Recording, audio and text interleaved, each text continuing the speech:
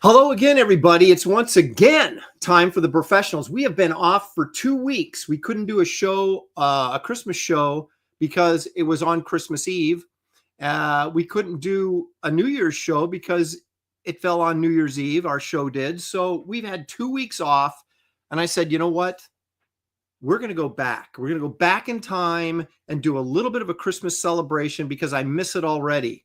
And also, I'd like to point out that it is, of course, my birthday today. Now, I don't normally call attention to myself. I don't like to post on social media and say, hey, it's my birthday. Everybody wish me happy birthday. But then I realized, man, I'm 61 years old. How many more of these do I possibly have left? I'm going to milk them for all I can get out of them. So there you go. Wish me happy birthday in the chat. It would be greatly appreciated. Make me feel special today. We've got a very special show, but I can't do it without the groovy guys that make up the professionals. Let's welcome all back into the new year, our first show of the new year of 2025. First off, it's Andy Smith.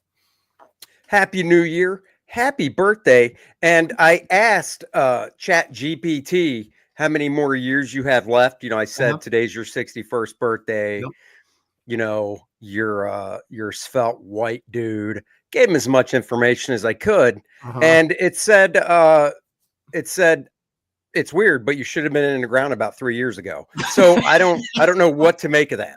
I'm living on borrowed time. I'm marking off the days like I'm in a Turkish prison. It's I guess just start Xing that calendar and thanking every day. Living each day to the fullest. Here's a guy who does that. It's Graham Nolan. And happy Gulf of America day. Exactly. Yes.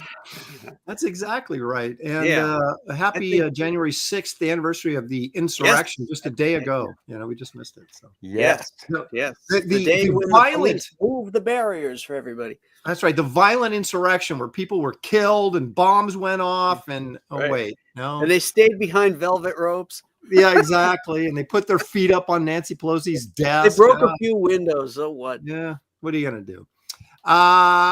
Let's welcome, even though it's my birthday, he's still older than me and always will be. It's Art Taber. Hey, Art. Hey, I just have one thing to say. After 61, Aaron, life begins. Oh, after 61, Graham will back me up, man. Everything gets better. Like everything up to this point you thought was good. No, it gets better. No. All right. Now I will say everything hurts more. But it does get better. It gets better. You know what gets better is you kind of lose that ability or that thing that you care about what people think. Like that I have lost that. That's the best part. Yeah. Clearly, look at my appearance. You know, it's like clearly I don't care. It's liberating. It's liberating, baby. By the way, Aaron, your beard is coming in really nice. It's white. You know, like mine is gray. Mine looks like gray shit. Dude, yours is like Santa Claus. Santa look. Yeah. I'm very jealous of his beard because you can actually see it, whereas not so much. Yeah, and you and I started growing at the same time because we wanted to kind of, support Billy and his beard growth. And I'm shaming all you guys. I'm gonna have to start dying because I got this like Hitler thing. I know. I get a little bit of here too, a little dark gray right there. I got a couple. I got one here. I got one here. Yeah. And Art, the easiest thing to do, Art, is just put your finger here and shave around it. Let's bring in a guy whose youth will hopefully uplift the show even more. It's Dan Fraga. Young punk. You know what's great is you guys make me feel young. Not hard. No, but it's wonderful because I'm like around my parts, I'm the old man. I'm like the oldest of the brothers, all that, older than all the wives. I'm the oldest of this land. So, you guys make me feel young. I appreciate that. Well, as we wait for the teen sensation to show up, which we hope he will, Let me say hi to a few people in the chat. Let's find out who's here. Creative Faye is here. Past Master Dan, he says, I'm first, but this will be deleted. But no, it wasn't. You're still there.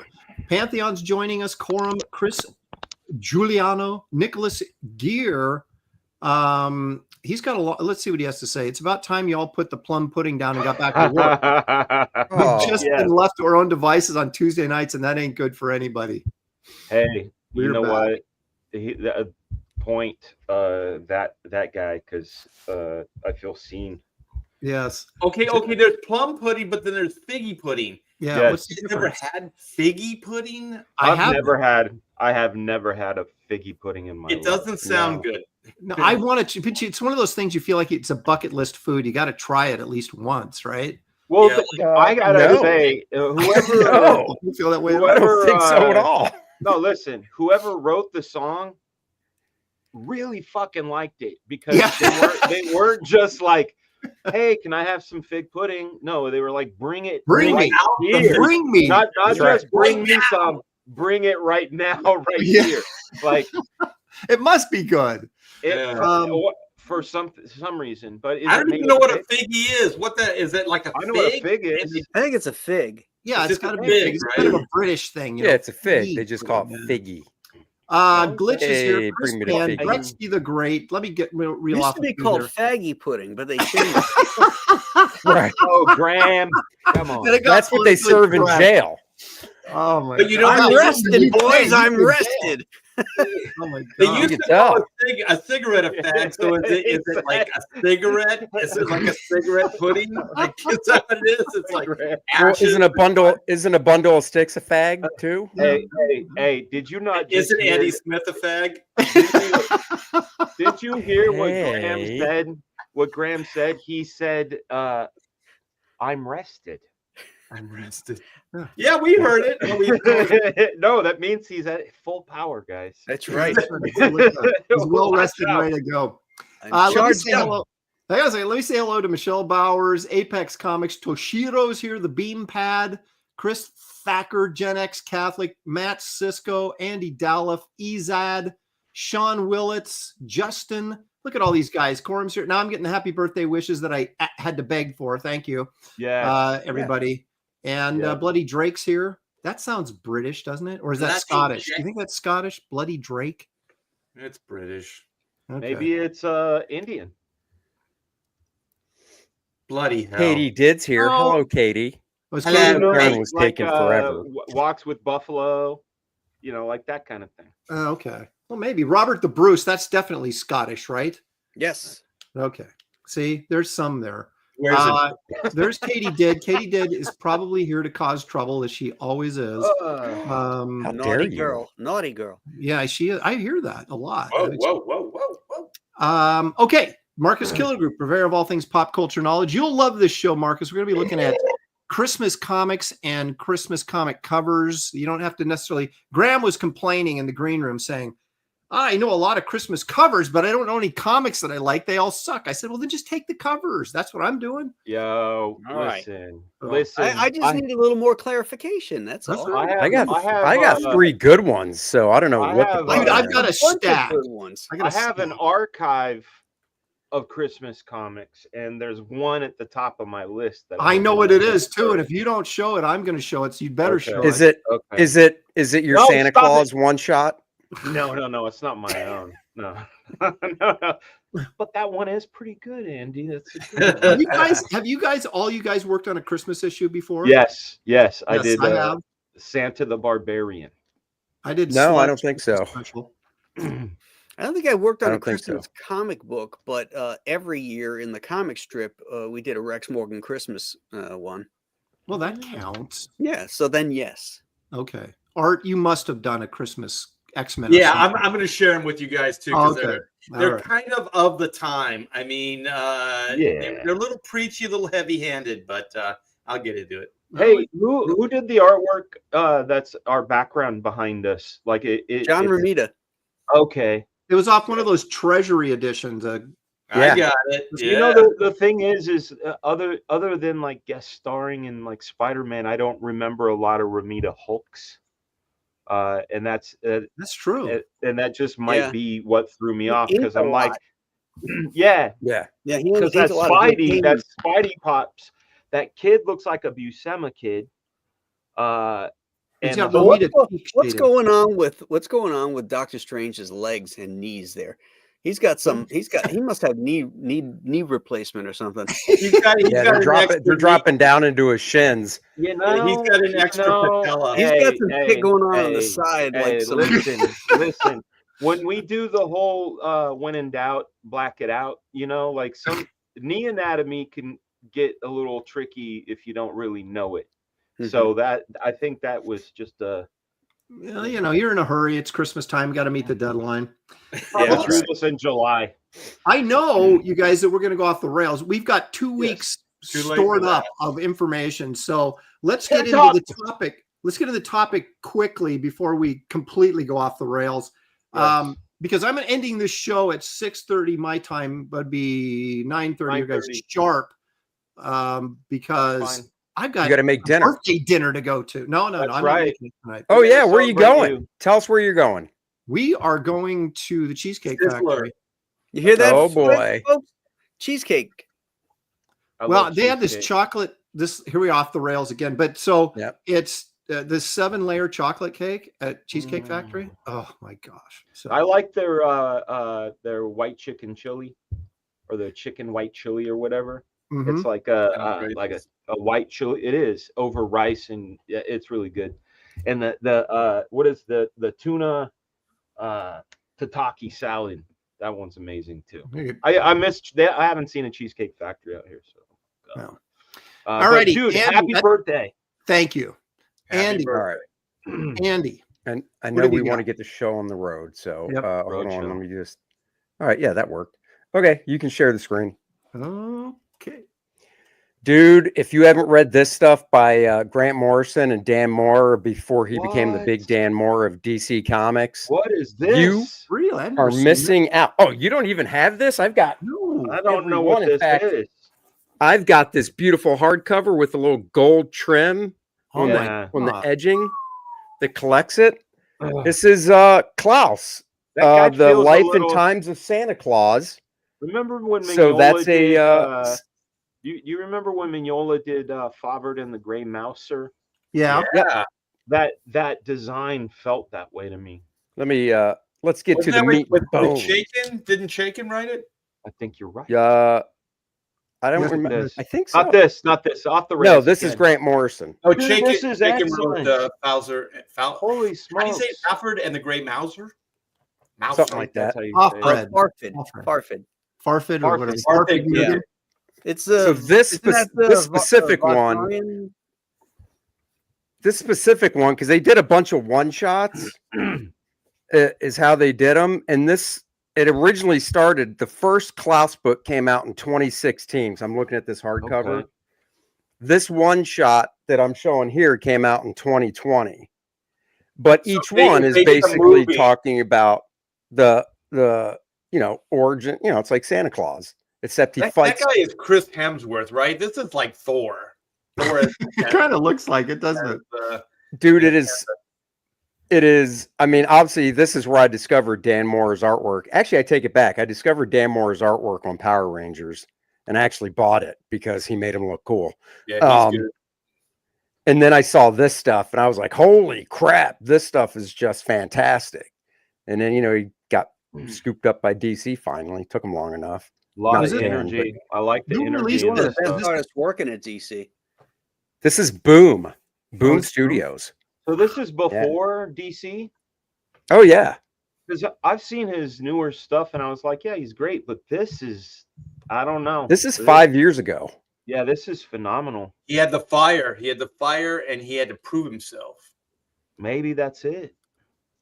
I mean, it's a little off topic, but when I first saw this stuff, I did the whole, Google search to find more of his art. And I mean, he was doing just, fan art and pieces of DC and Marvel characters. And I was like, oh my God, this guy's awesome. How's his story? But yeah, so this is a good story. I'm trying to see what's collected in this hardcover I have. Is that the Krampus? Yeah, is that the Krampus or whatever? Krampus. Hey, sorry, real quick. This collects Klaus 1 through 7. So it originally came out as a mini series. Really? And then every year, okay. Yeah, and then every year after this mini series, they did like these double-sized one-shots at Christmas time. And I think there's 3 or 4 of those, and I've got those buried back there. But yeah, so great. I've never heard of this. Yeah, this is top notch, man. This is quality. I'm gonna have to pick this up. Look at that. See, I'm like Dan Fraga. I learned something today. Look at that. There's some Beatles looking stuff in here, and I didn't even tear the page out when I saw it. Yellow Submarine right there. All you need is love. Yeah. JDC 499. Thank you, sir. He says, yo, bros. They'll fight for freedom wherever there's trouble. GI Bros are there. Real American heroes. That's us, baby. Thank you for the Go, bro. Appreciate it. Go, bro. Look at this 2-page spread. Look at that. My gosh. Did he color his own work, or who did the color work? Yeah, this is nice. I don't think so. I'd have to scroll back up to the credits. I'm not sure. This is actually, I take it back. Going by, well, in this hardcover I have, he did do the coloring, but it's different, but it's very like this is more digital looking, obviously digital coloring. But full screen me real quick and look at this coloring. Oh, yeah. Hang on a second. See that? It's a little more watercolory looking. Yeah. More muted. Yeah. Could that be the paper absorbing it, or? No, I don't think so, because it pretty much looked just like this in the original issues. Hold on, let me find something else. Can you find the page you were just showing up? No, that's not in here. This collects 1 through 7 of the miniseries.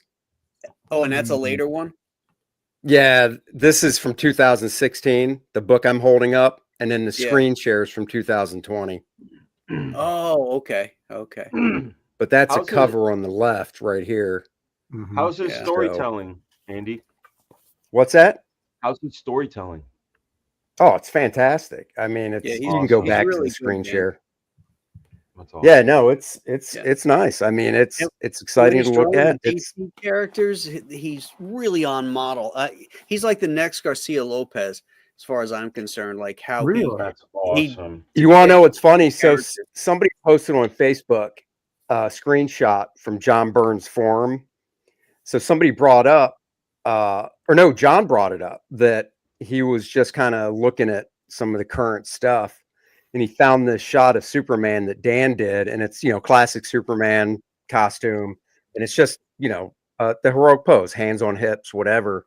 And John was like, basically just praised to high heaven with the guy, which for Byrne to do is just like, that's wow. Yeah. So great. But yeah, so this is this is a pretty long book, so I'm not gonna go through the whole thing. No, that's awesome. Nice looking stuff. Really nice looking. There you go.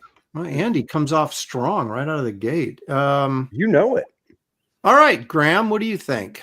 All right, I'm starting off with a classic Mac Rayboy cover. Okay, you want me to add it? Yeah, go ahead. Here we go. Oh, real quick, just to answer the question, he did color this himself. Okay. Yeah. No, hold on. Yep, he did. I'm looking at the credits. Some of those backgrounds look like they were like painted in, like they didn't look like there was a hard line. So usually that's a good sign that it's the artist that's doing the coloring as well. All right. Yeah, they're doing a little bit of the drawing and the color. Tell us about this, Graham. Tell us about this, Graham. I love Mac Rayboy's stuff. His Captain Marvel stuff is friggin' amazing. And I went back. Most of my covers, in fact, all of my covers are gold. 99% of the ones are Golden Age covers. There's just something magical about that era and fun about the Christmas covers. So I wanted to look back for some Golden Age ones, and I found some really, really neat ones. Fawcett did a lot of great ones. Yeah, the thing about Rayboy, he had his own studio back in the day. And it's like other guys worked at studios. Rayboy had his own studio of guys. Is that right? Yeah. Wow. And so he would like do like he would do the cover art, and then he would have one of his guys do the interiors a lot of times. No. So you have to be careful if you're getting actual Ray Boy or a Ray Boy acolyte. Billy Tucci for 5 says, apologies, just getting home, be in a few minutes, bro. Ho, ho, ho's. Yeah, Billy. You know, Billy, if you're going to shoot a 5 spot whenever you're late, feel free to show up late to my show anytime you want. That's right. Don't worry, he will. He will. I know. You won't get the $5 though. No, I'll get $1.99, the cheapest one you can do. Yeah, the one thing about this cover that bugs me is that Santa skips leg day. I mean, those are some scary. Yeah. Yeah, Carry that bag of toys and that gut around. You think He looks like Uncle Dudley. He's got the big belly and stuff in this. Maybe it is. Maybe it's supposed to be Uncle Dudley. No, it's not, because the nose isn't right. You know, Ray Boy, along with probably Eisner, Reed Crandall, Simon Kirby. Who did Captain Marvel? Why can't I think of his name off the top of my C.C. head? Beck. Yeah, C.C. Beck. Yeah. Those guys, Lou Fine, they were like really good artists. Oh God, I love that cover. That's a great cover. It doesn't meet Aaron's standards though. No. I love this. Anything C.C. No, Beck, it's a 5.5. Oh, the 5. Yeah, it's not the grade is a little, actually in a golden age. That's not a bad grade. Yeah, look at that. That's sharp. That's a nice looking book right there. Yeah. I mean, you know what else? This is how you overlap a logo. I mean, this is hang on a second. Like overlapping the Captain Marvel logo. Hold that up, Graham. What? Yeah. 7. 7-0, dude. That is like a that's great. copy from Golden Age. Yo, second Mr. appearance Tawny. of Mr. Tawny. Look at that. Really? Yeah. Look at that jacket. Look at that jacket. It's like a What pin. number is that? What up, Hold on, I gotta Scantron? get out of this thing. It's number 82. Yeah. There we go. What year? What year is that? When you bought that, didn't you post when you bought that, didn't you post in our private chat that you were going to crack it? And we were like, dude, you better not. I did. Yeah, I probably had an aneurysm. I was in the hospital for a week after he posted that. I overpaid for it, but Hey, sometimes it was con money. But now it's yeah, yours. keep it on the floor, man. Keep it. You make money at the con, spend it. That's at true. the con. Yeah, exactly. That's true. That's very right. true. All right, excellent choice, Graham. All right, Art, thrill us with. All right. In the 80s, We Are the World. Everybody was out to save, everybody, and Superman was no exception. So we would do these holiday specials in the day. So Jurgens and myself. And so they were usually some kind of like heavy-handed message, like drinking and driving, homelessness, these type of really topical, things. Merry And Christmas, Dare everyone. they tell people not to drink and drive? Yeah, I mean, that's what people do on Christmas, right? That's what makes Christmas bearable. But anyway, this was a 460. Oh, this is in 90. So we had broken into the 90s here. So are you sharing? There you are. I am now. Homeless for the Holidays with Art to Bear. Roger Stern wrote this. I thought Jurgens wrote it, but actually Roger Stern wrote this. What an inspiring tale of happiness and joy. Look at this I know cover. that cover just brightens my day. I'm so glad Breeding inked this cover, because this would have been like, agony to try to, ink this thing. But that would be fun. Are you kidding me? Here's what you got to, when Art talks, you got to read between the lines. What he's saying is this would be agony for my assistant to ink those backgrounds. That's the second time you made that joke, and you got to come up with some new material. Oh, snap. Wow. It's the new year. It's the first time I've said it this year. Yeah. That's true. That is true. So ding, ding, ding, dong. Yeah. So this is what it's like in Metropolis, on Christmas, people shopping, giving money to this ding, ding, dong guy. Ding, ding, dong. Sorry, go ahead. I was just going to say, look at the cool stylistic effects that Art adds to Jurgens' artwork here. Oh, yeah. Hell to the. Well, I mean, this is when I was first noticing Art's work. Yeah, me too. It it popped. It was something magical.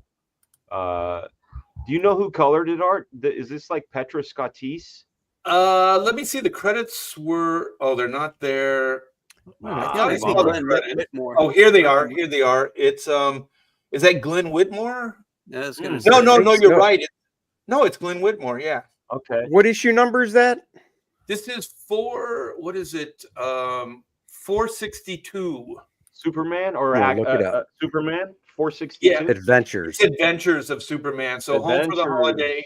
So Roger Stern wrote it. Dan Jurgens did the breakdowns. I did the finishes. Albert the Guzman did the letter, and Glenn Whitmore did the colors. And look at there's Santa's Helper, John Peterson, Jolly Old Elf, Mike Carlin. It was only 75 cents. That's why I was broke back then, because the royalties stunk. Did you just say broke back? Broke back. You did. What? You did. Wait. But I you got to finish the sentence. Broke back then. Mountain. Oh, Not broke back. No. There was no mountain. Look, let's play word association. Broke back. There was no mountain. There was only ding, I actually don't have these. I don't have these, man. This is great. You said it was for what? 72. 62. 62. Okay. Sorry. Yeah. That's a nice splash page, Art. Oh, right here. Yeah. Yeah. You know what? I think one of the guys was like happy or Merry Christmas, Santa, or what was it? Superman, but Superman was spelled wrong, and I told Mike Carlin, and Mike Carlin got pissed off at me, like, how dare an inker find a correction? Edit my book. Yeah, in my book. Yeah, really. Yeah. It was so funny, but yeah, that was the day when the lettering was done right on the board. Now the editors send you out the digital files and have you read the stuff like you're the editor. I know they expect you to make the changes now. Yeah. Art, how tight were Dan's pencils? They were outlines. They were basically just structure, composition, and proportion. So they were basic breakdowns, and then you could go in and kind of do your own thing without much trouble. Then, oh my gosh, what was that? That was a savage child. He scared the piss out of you. She loves to do that. She loves to do that. Hi. I'm going to mute. Hold on a second. Sure. So yeah, there was House of Couches. That was an ongoing billboard for us. What was it? It was Merry Christmas. That's what it was. It was Merry Christmas, Superman. And I was like, it's not Christmas, it's Christmas. And Mike was like, and he fired you. Yeah, and then he fired me, and then he hired me back because everybody loved what I was doing here. So, oh my gosh, look at her face! Seriously, man, what did Jurgens think of this stuff? I don't know. I don't know. No one ever really praised me for anything I was doing. That's the only reason I bought these is because of your inking over Jurgens. I bought those there was like a 4-part story arc that had Batman guest starring. Oh yeah, that was fun to do. Yeah, it was like something about a car crash into like a telephone pole or something on the cover, and like had the shadow of Superman looking kind of sad over the top of like someone. I can't remember the story, but there was like 4 or 5 parts. I remember getting this going. This Dan's never looked so good. We owe it all to you. Thank you. Yeah, it was a lot of fun. And look at Brainiac. I didn't like their take on Brainiac. What was he? Was like he was a magician or something at some kind of circus. And so then he got this mysterious powers. And is that how they retconned him? Yeah. And then I think he was just kind of a goon for Lex. He didn't really seem like he had too much of a drive, to do anything himself. But it was all, I think it was all controlled by Lex. But yeah, here's Perry White, like all the classic, Superman characters. I thought I didn't catch it this time, but Dan really gave Superman this receding hairline. I tried to fix it, but these couple panels just eluded me. So yeah, Superman looks like he's aged. He's probably 45 and he's probably 61. Oh, ouch. I wish I had that much hair, even if it was receding.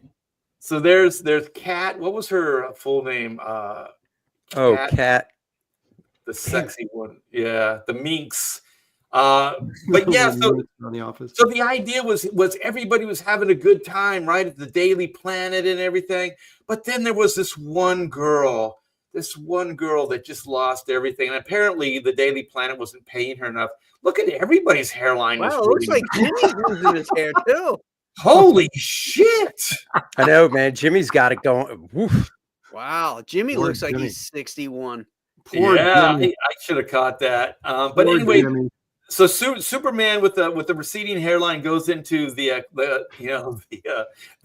closet, and then Wait a minute. Oh. He's coming out of the closet though. yeah, he sees this poor woman. She's crying. I think her name was Alice.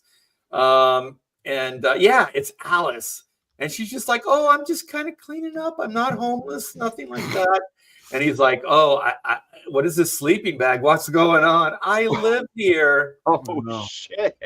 Yeah, magic. Holy shit! So here's the big beatdown. You know, she tells the story, and it's like, you know, obviously they're just not paying her enough. You know, like she's living in the closet at the Daily Planet. You know? And wow, Perry White's a real jerk. Man. Yeah, you know, pay him some more money. Just when you thought J. Jonah Jameson was the tightwad, here comes Perry White. Yeah. And so anyway, I forget how they resolve it. They probably give her a raise. They find, oh, that's right. They bring her home to the Kents. Let me see if that page here it is. Like all of a sudden, Clark brings her home to meet his parents. And can she live with you guys? See ya. Yeah, exactly. It's like Clark just pawns her off, Alice off on Martha and Jonathan. Yeah, you can raise her like you did me. She's an adult, but you know, you take care of her. So here I fixed Superman's hairline here a little bit, but yeah, this was way back when, 1990. So yeah, the Superman books got a little heavy-handed with social messaging. Everybody thinks it's so unique these days, you know, with all that. But yeah, comics had been doing it for a while. And you're a front runner in you know, being politically correct and helping out the poor and the unfortunate. That's right. Nate D for $2. Happy birthday, Aaron. Thank you, Nate. Appreciate it very much. Yeah. So just remember, you guys, if somebody's living in your closet, pay them more money. Take them the hell out. Oh, take them to your parents' house and make them come out of the closet. Yeah, drag him out of the closet, kicking and screaming. All right, I'm dying to see what Fraga has because I think I know what it is, and if it isn't what it should be, then I'm going to do it, and then he's going to be pissed. So we shall. I'm not. Here's the thing, Aaron. Yep. I know you. I know you very well. Do you really? Yes, I do, and I'm not going to pick the one you're going to pick. No, this is one I'm picking because I knew you'd better pick it, and I was going to get you if you didn't pick it and shame you. So we shall see. This is going to go horribly Here's wrong. the thing. I won't feel shamed because I have two windows opened. I have that one that you're talking about. Well, take it first then. If it's the best one. Okay. No, because I want to talk about my favorite one. Okay. If we're just talking about them, I'm going to start off with my favorite. Okay. All right. So here we go. It was very, very. This artist is very influential. And you know, especially early in my career, a lot of his stuff hit me like a ton of bricks. Well, let's take a look. Let's. I'm waiting for it to materialize. I'm getting white. What? There it is. There it is. Oh, okay. No, that's not where I was going. I know where you were going. Yeah. See, that's why I was confused because Dan, I thought for sure, I'm like, oh, I know where Dan's going. But then when Aaron's talking about, I'm like, there's no way Aaron's doing this. Yeah, no, he's not. I've got this on my list just in case. This is a great. That Bisley, man. Come on. Yeah, no, dude. This particular, I love Lobo. Lobo's back. All the stuff that Giffen and Grant and Bisley did, I soaked it up. This was, you know, high school for me. Like this was the epitome of badass. Badassery. So, I mean, I got like Sniper's skull belt buckle comes from Lobo. You know, it's just stuff like that, like just influences all over the place. But what I really dug about this, and Aaron, I know the one that you're gonna say. I'm gonna save it for you. I'm not gonna No, take you're it. not. No, you're not. No, I'm gonna save it. I'm gonna put it in. You can't save it, Aaron. I'm gonna edge my seat. Now I want to know. I could put it in the private chat. I know what it is, man. All right, so let's get into it. It starts off with this really crazy abstract looking thing. One of the things that's really fun about this that you don't see in the credits is that Keith Giffen was doing the layouts. I always found that when Giffen and Biz worked together, that it was a peanut butter and jelly situation. Yeah. But Bisley, look at these characters. I mean, it's just. Like, let's go back to his cartooning. Yeah, they look like sort of Ralph Steadman. What was the Ralph guy? Steadman? Who's the guy who did the Fear and Loathing? The fucking, god damn it, Fear and Loathing. Fear and Loathing. He did all the stuff for all Fisher. Hart Fisher. I don't know. I'm making shit. Hunter S. Thompson. But an artist did the artwork for all of that stuff, and I'm trying to remember what their name is, but they did all the art direction on both Hunter S. Thompson movies. When this is when Bisley was at the top of his game, and as much as I love his painted stuff, his pen and ink stuff when he was at the top of his game was great. Like, I love this stuff. What's crazy is I remember I did a signing in Arizona, and this guy Ron, he owned, the sketchbook pages that are in the back of Lobo's back that are just business sketches. Mm-hmm. Ron owns those. At least he did back then. And it was all Pigma Micron, right? And I just remember just like looking at it and going, I wish I could be this confident, to just noodle, and it's just crazy that you're right. It's like sketch stuff, but it's got so much life to it. And and then when he brings a presence, man, he really knows how to do it. Mm-hmm. Like that. This is the epitome of badass, especially in 1991. Yeah. The day and age of Motley Crue and Guns N' Roses, dude. You could hear the guitars wail when this guy came in. And look at these arms, badass. The way he draws arms, I learned a lot of structure from these. This lighting right here, I think I've bit this face hundreds of times. The one in the last panel. What do you got? So the Easter Bunny's in this. A lot of fun. Easter Bunny's kind of a dickhead. Look at that motorcycle. There's Billy. Yeah, dude. Speaking of motorcycles. Billy. Speaking of motorcycles. Happy birthday, Aaron. Thank you, there team. We go. Happy New Year, Billy. I knew you would pick this book. Yeah, see, Billy knew. So ho ho ho, he goes in, and what I love the most in this is this. Wow. And I'm not that gonna look like a Dan Fraga. I mean, no, but looks guys, Pineapple Perception. It does, but I can assure you that I know, and I love this man. You know that. Rob Liefeld, right? Who? Who's that you're speaking great of? Rob Liefeld. So there was this Die Hard poster for Youngblood way back in the day that was almost identical to this, down to the laser behind it. I wish I could find it. But that is kind of like a Rob Liefeld gun. I used to call them like guitar case guns. They're like, I've heard vacuum guns. One of these days I'll find the image. But anyhow, this image alone was a massive impact on a lot of people. Remember, this is 91. This is predating Image Comics. Well, this image right here, I know for a fact, it really changed Graham Nolan's life.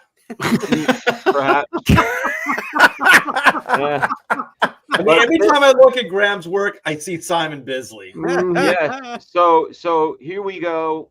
Look at that. That's shit. Awesome. Look, go back. Go back. Oh my gosh. Look at this is This is the Wait, go back to that one again. I like how he put the revolver thing on the side of that big pink gun. You know what? I did that in the first black and white, and I was like, why am I doing this? Like, I was compelled to do it, and it had to be like subconsciously I was channeling this image. But this there's is no like he was holes in the talking to my cylinder. kids. There's no holes in the cylinder for the bullets to come out. That's I true, know. isn't it?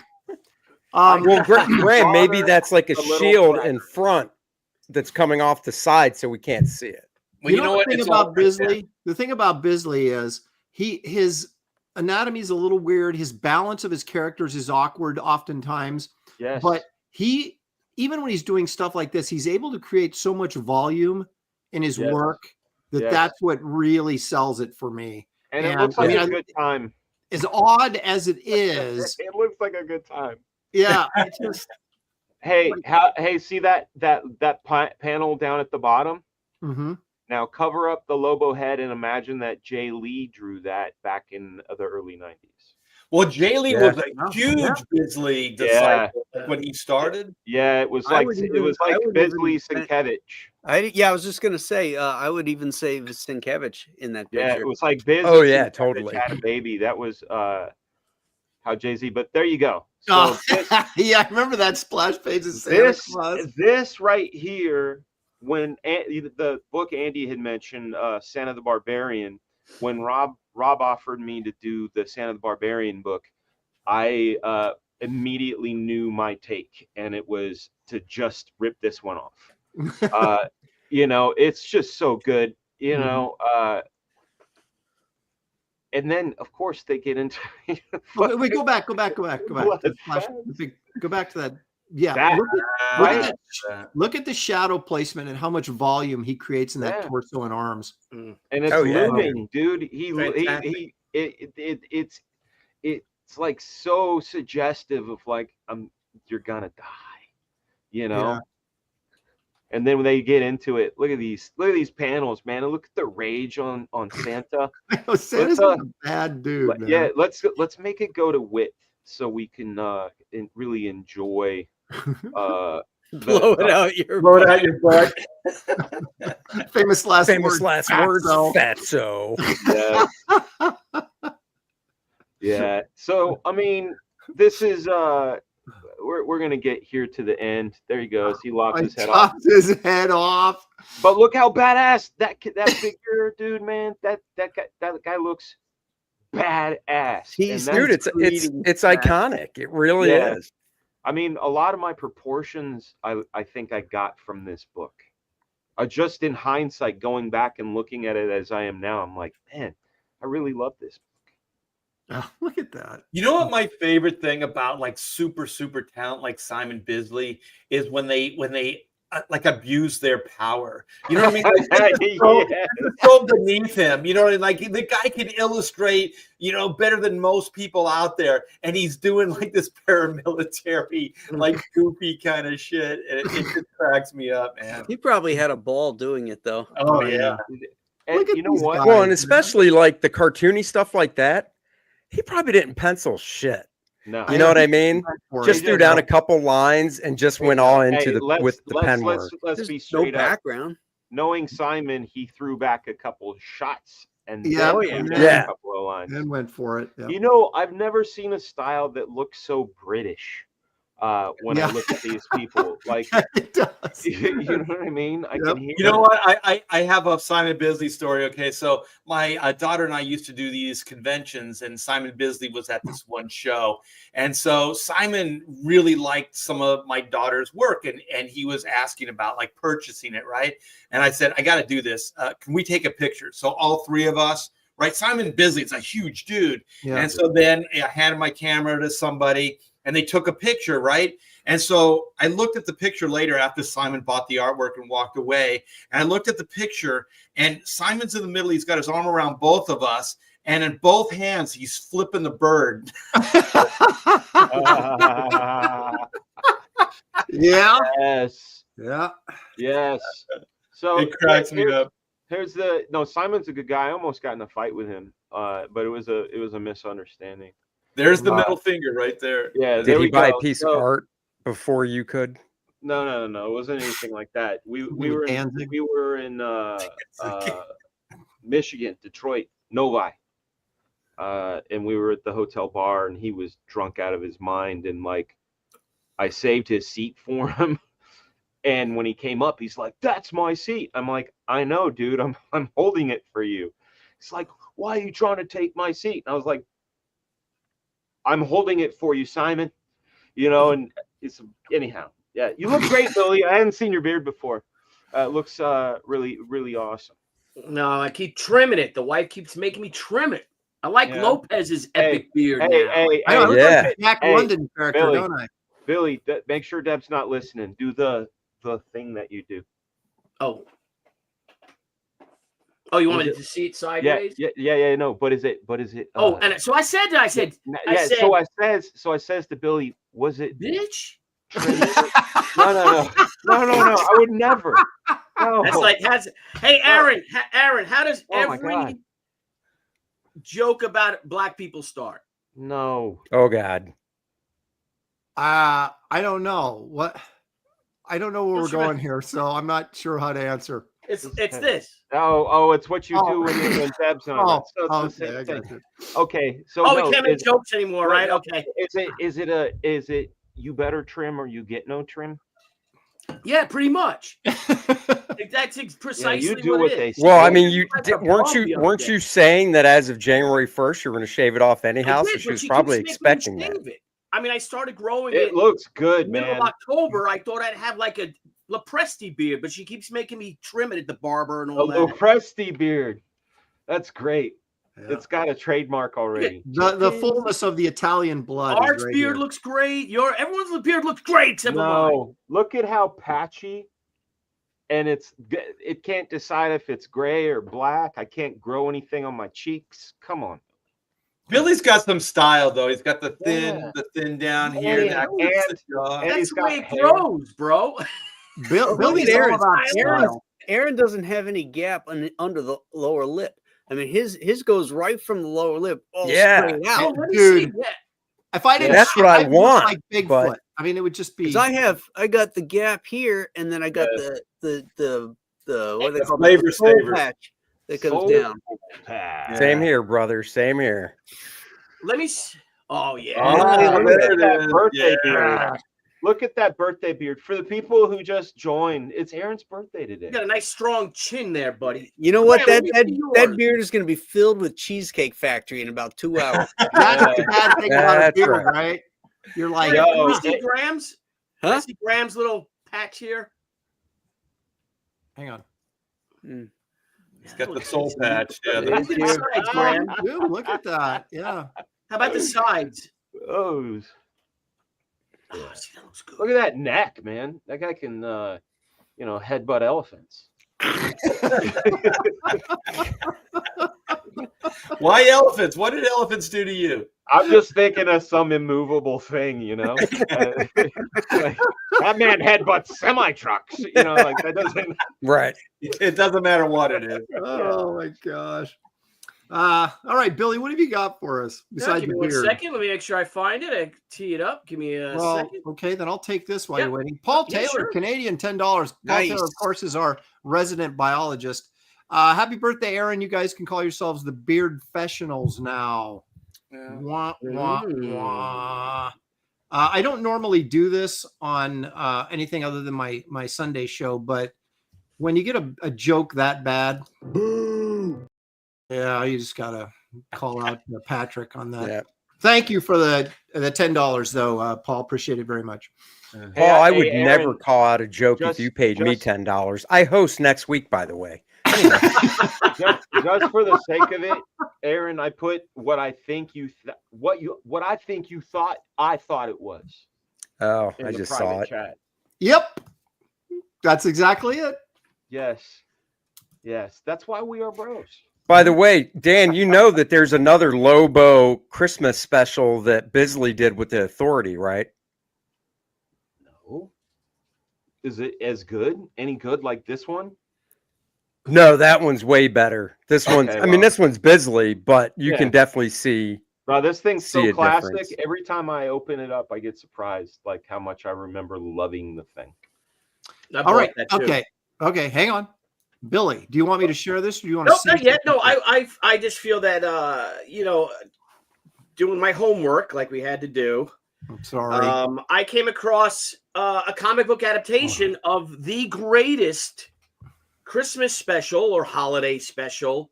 Definitely at least of the 20th century. I'm not sure about the 21st century. Mm-hmm. But if you want to share it, let's share it. And a great cover to boot. Look at that. Oh my God! The holiday special, the Christmas. What the heck is this? Why isn't B. Arthur on there? It's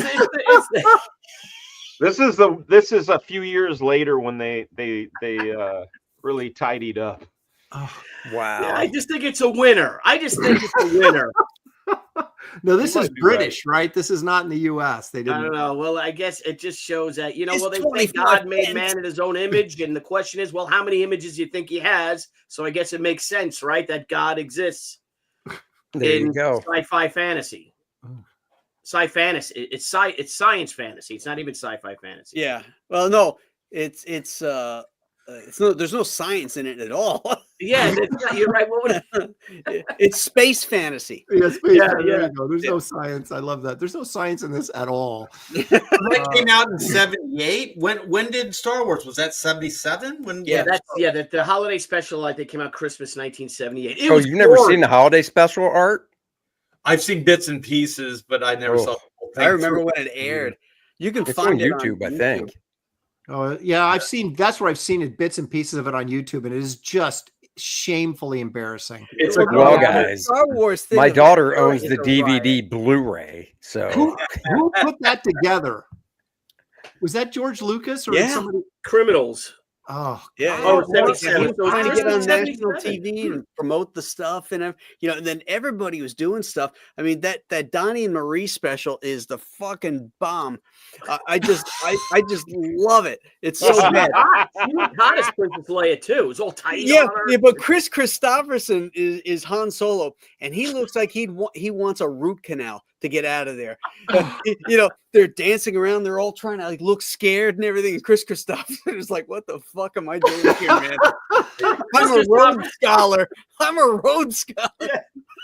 Chris Christopherson was probably like, okay, so how much does Farrah Fawcett Majors make per episode? She's the highest paid actress, right, in Hollywood. Double it. No, I have something. I want to share something that I worked on. If that's okay. Because grandiose self-promotion, we don't have any problem with that. I don't know anything about comics. You think I'm going to know things about fucking holiday comics? Oh my gosh. Not just holiday time. I don't know anything about comics. And then you hear him talking about, oh yeah, there's nobody that could move the juggernaut when he really gets going. And like, wait a minute.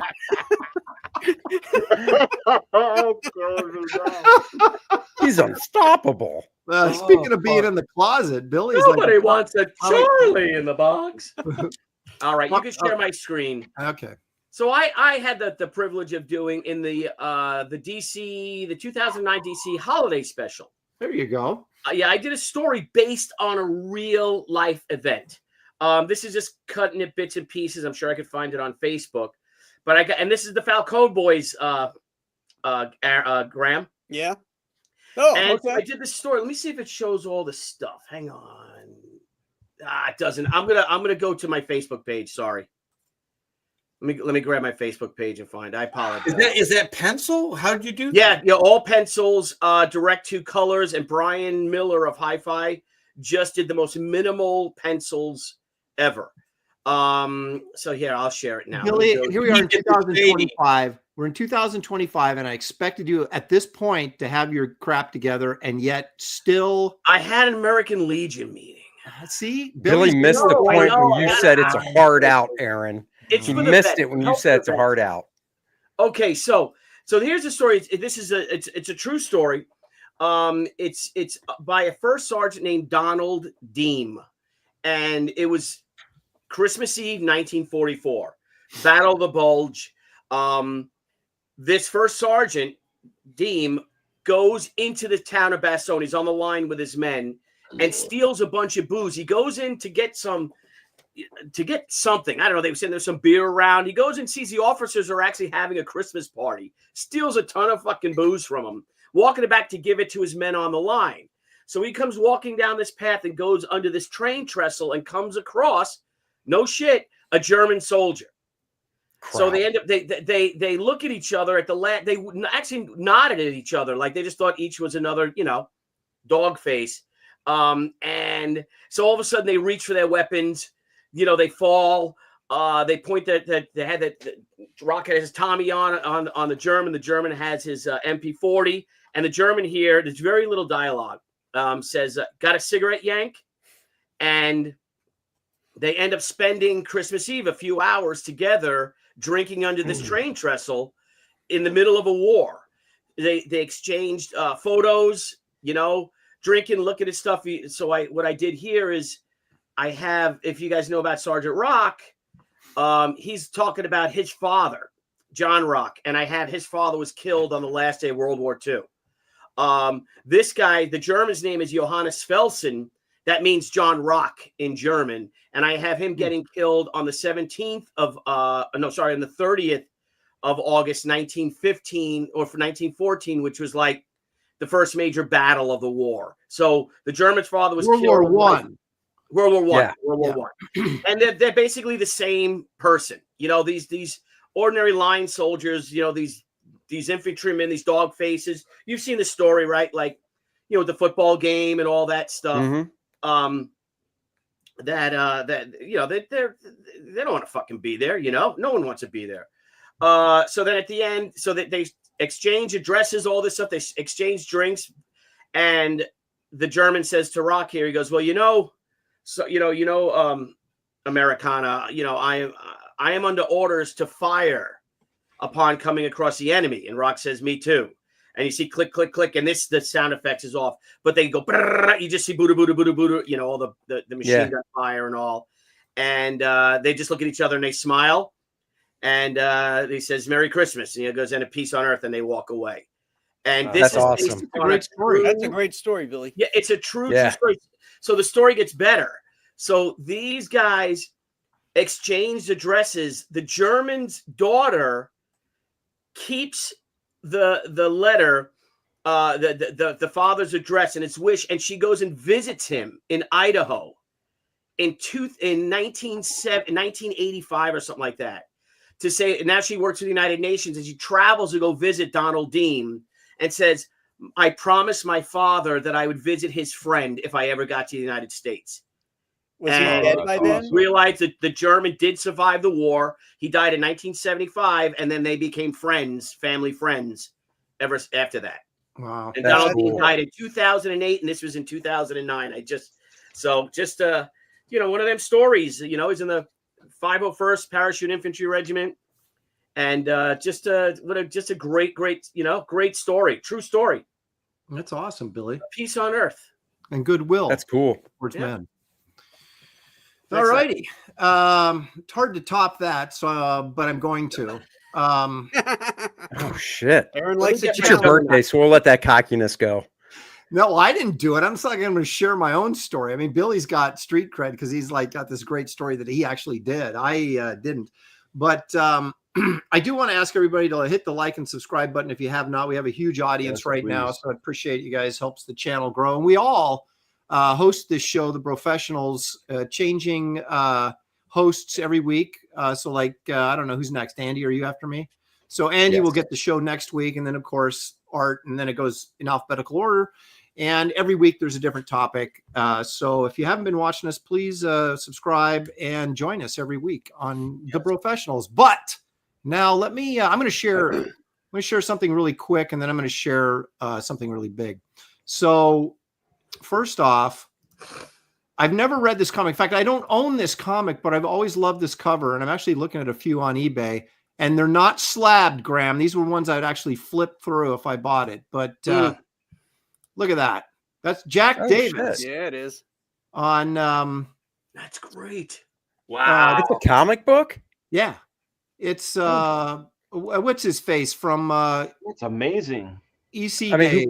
Yeah, Help me out. Harvey Kurtzman. Kurtzman's. Yeah, this is Kurtzman's book. It didn't run very long. Yeah. But this is issue number 6. Is that and 58 or 50? What year is that? 1958. Yeah. Do you know what the insides look like? Have you seen them? No idea. Okay. I don't care. I just want the cover. But if it's 15 cents, it would have had to have been a magazine, don't you think? It wouldn't have been a regular comic book size. Humbug was Harvey Kurtzman's attempt at Mad magazine. So right. I'm not sure if Mad in 1958 was still in comic book format or if it was in magazine format. In 58, it would have still been in comic book, I'm sure. It looks like it if you look at the proportion. It doesn't look like a magazine. Actually, it doesn't look like a magazine. magazine. It looks more golden age proportion than. Yeah, it does look wider though. It does look wider. Like Life magazine sized. No, it can't be. I don't think it's that big. No, not magazine size. I'm talking proportions though. Maybe. You know? That's it. Well, like I said, I may grab one here shortly off eBay. Right, George, that could be like Kid Carter size. Maybe. Man, there's only two staples. True. And they're in a weird place too, right? They are.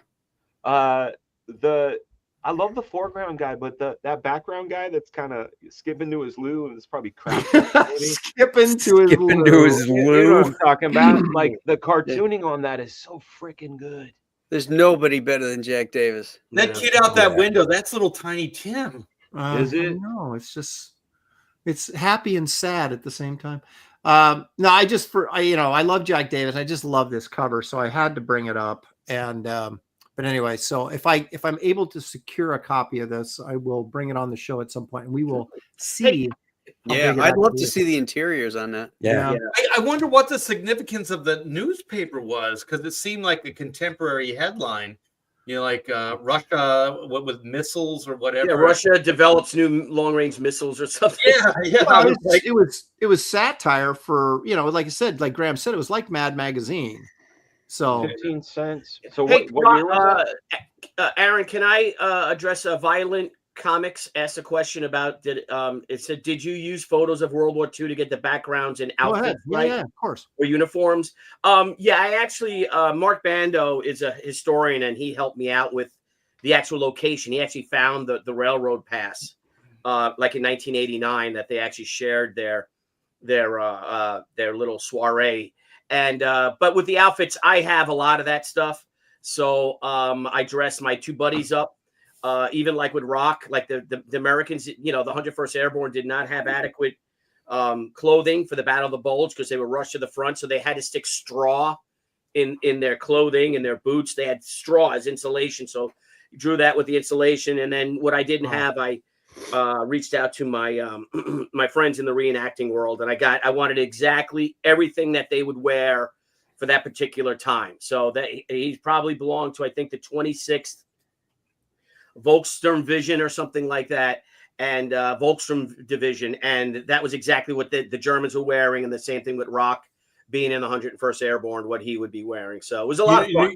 When you said stuff the straw, I remember my dad talking about, like, he got real, what is it called, where your feet get freezer burned, frostbite. Frostbite. Yeah, he had real bad frostbite, and he said he remembered like insulating his shoes with newspaper. So it was a real thing, man. Yeah. He said the one thing you never wanted is to get your feet wet. Yep. Yeah. You didn't want to get your feet wet because it was just miserable, and he had no feeling in his feet. Yeah, you always had to bring. You always had 4 pairs of socks with you because they're small and you can kind of stick them. But man, I used little shopping, the kind you get at a store, little plastic bags. I always had that in my boots because they're not waterproof, man. Well, don't you remember when we were kids, when we had those buckled boots, those rubber buckled boots? Yeah. My mom used to take the bread wrapper, the plastic, like Wonder Bread. Yeah. Wonder Bread. Your feet in with your sneakers into the Wonder Bread thing, and then slide that into the rubber boot and buckle it up. Yep. Right. So the water would get in, but not get your foot. Yeah. Yeah. They gave them those shoe packs of what I think they're called shoe packs in the Battle of the Bulge. They finally started getting them to the troops, And I bet you did if he's an infantryman, But just brutal. You know, I always carry 4 pairs of extra socks with me, and it's my own personal battle of the bulge. But that's a different story. Hang on. Oh, Hey, Billy. Hear that, brother? Billy, I am not in any way poking fun at you. Okay, no. First time in Bisley, now me. All right, let's go, bro. No. What I want to say is, like, with your beard, you look badass and you look super likable and familiar, and I realized why. Aaron, can you share my screen? Oh, geez. Oh boy. This is going gay. I got the same glasses as you got. He needs to get. Billy needs to tack on about 30 pounds. And but what I'm saying, the glasses and the beard and the hair and like. Shut the fuck up, Donnie. I even have my lighter. It's a lighter. It's a toy, but it's a lighter. It's a lighter. YouTube, it's a lighter. Shut the fuck up, Donnie. Agent, hang on a second. Agent Cub for $5. Happy birthday, Aaron. Tucci Fraga. I'll see you guys next weekend. Thank you very much for the 5. Who's going next weekend? Where are we going? What's next weekend? Albuquerque, you morons. That's next weekend? That's 2 weekends from this one. Oh, okay. I'm like, I thought it was the 20th or something, like the 17th and 18th. Oh, boy, you guys better get your bag. Billy, I'll be there. We'll be there. Yeah, kid. All right. Don't take a wrong turn at Albuquerque. Yeah, bag of extra socks. I hear it's a good time. I hear it's a great show. I hear it's a really fantastic It's a great show. Jim Burles is a great guy. Get your encyclopedia of comic pages ready because I'm going to do it. But I want you to scroll through the pages. Go through the page. Which one? The book he's going to pull up, which you know about. He wants you to pull up the book. Okay. Because I don't know. We may only get around one more time here the way things are going. So you got it. Yeah, there it is. I gotta type in the word holiday in my thing to make it pop up. 1993. This has that Wolverine job by Golden, right? Yep. You knew it has the, in my opinion, the best Michael Golden story ever. It's unbelievably good. And great Art Adams cover on top. I don't even know what else is in the rest of this book, and I don't care. You know what's horrible is they put that logo right over Thor and what is that, Namorita or whatever? Yeah. That's horrible. Well, it had to go somewhere. All right, here we go.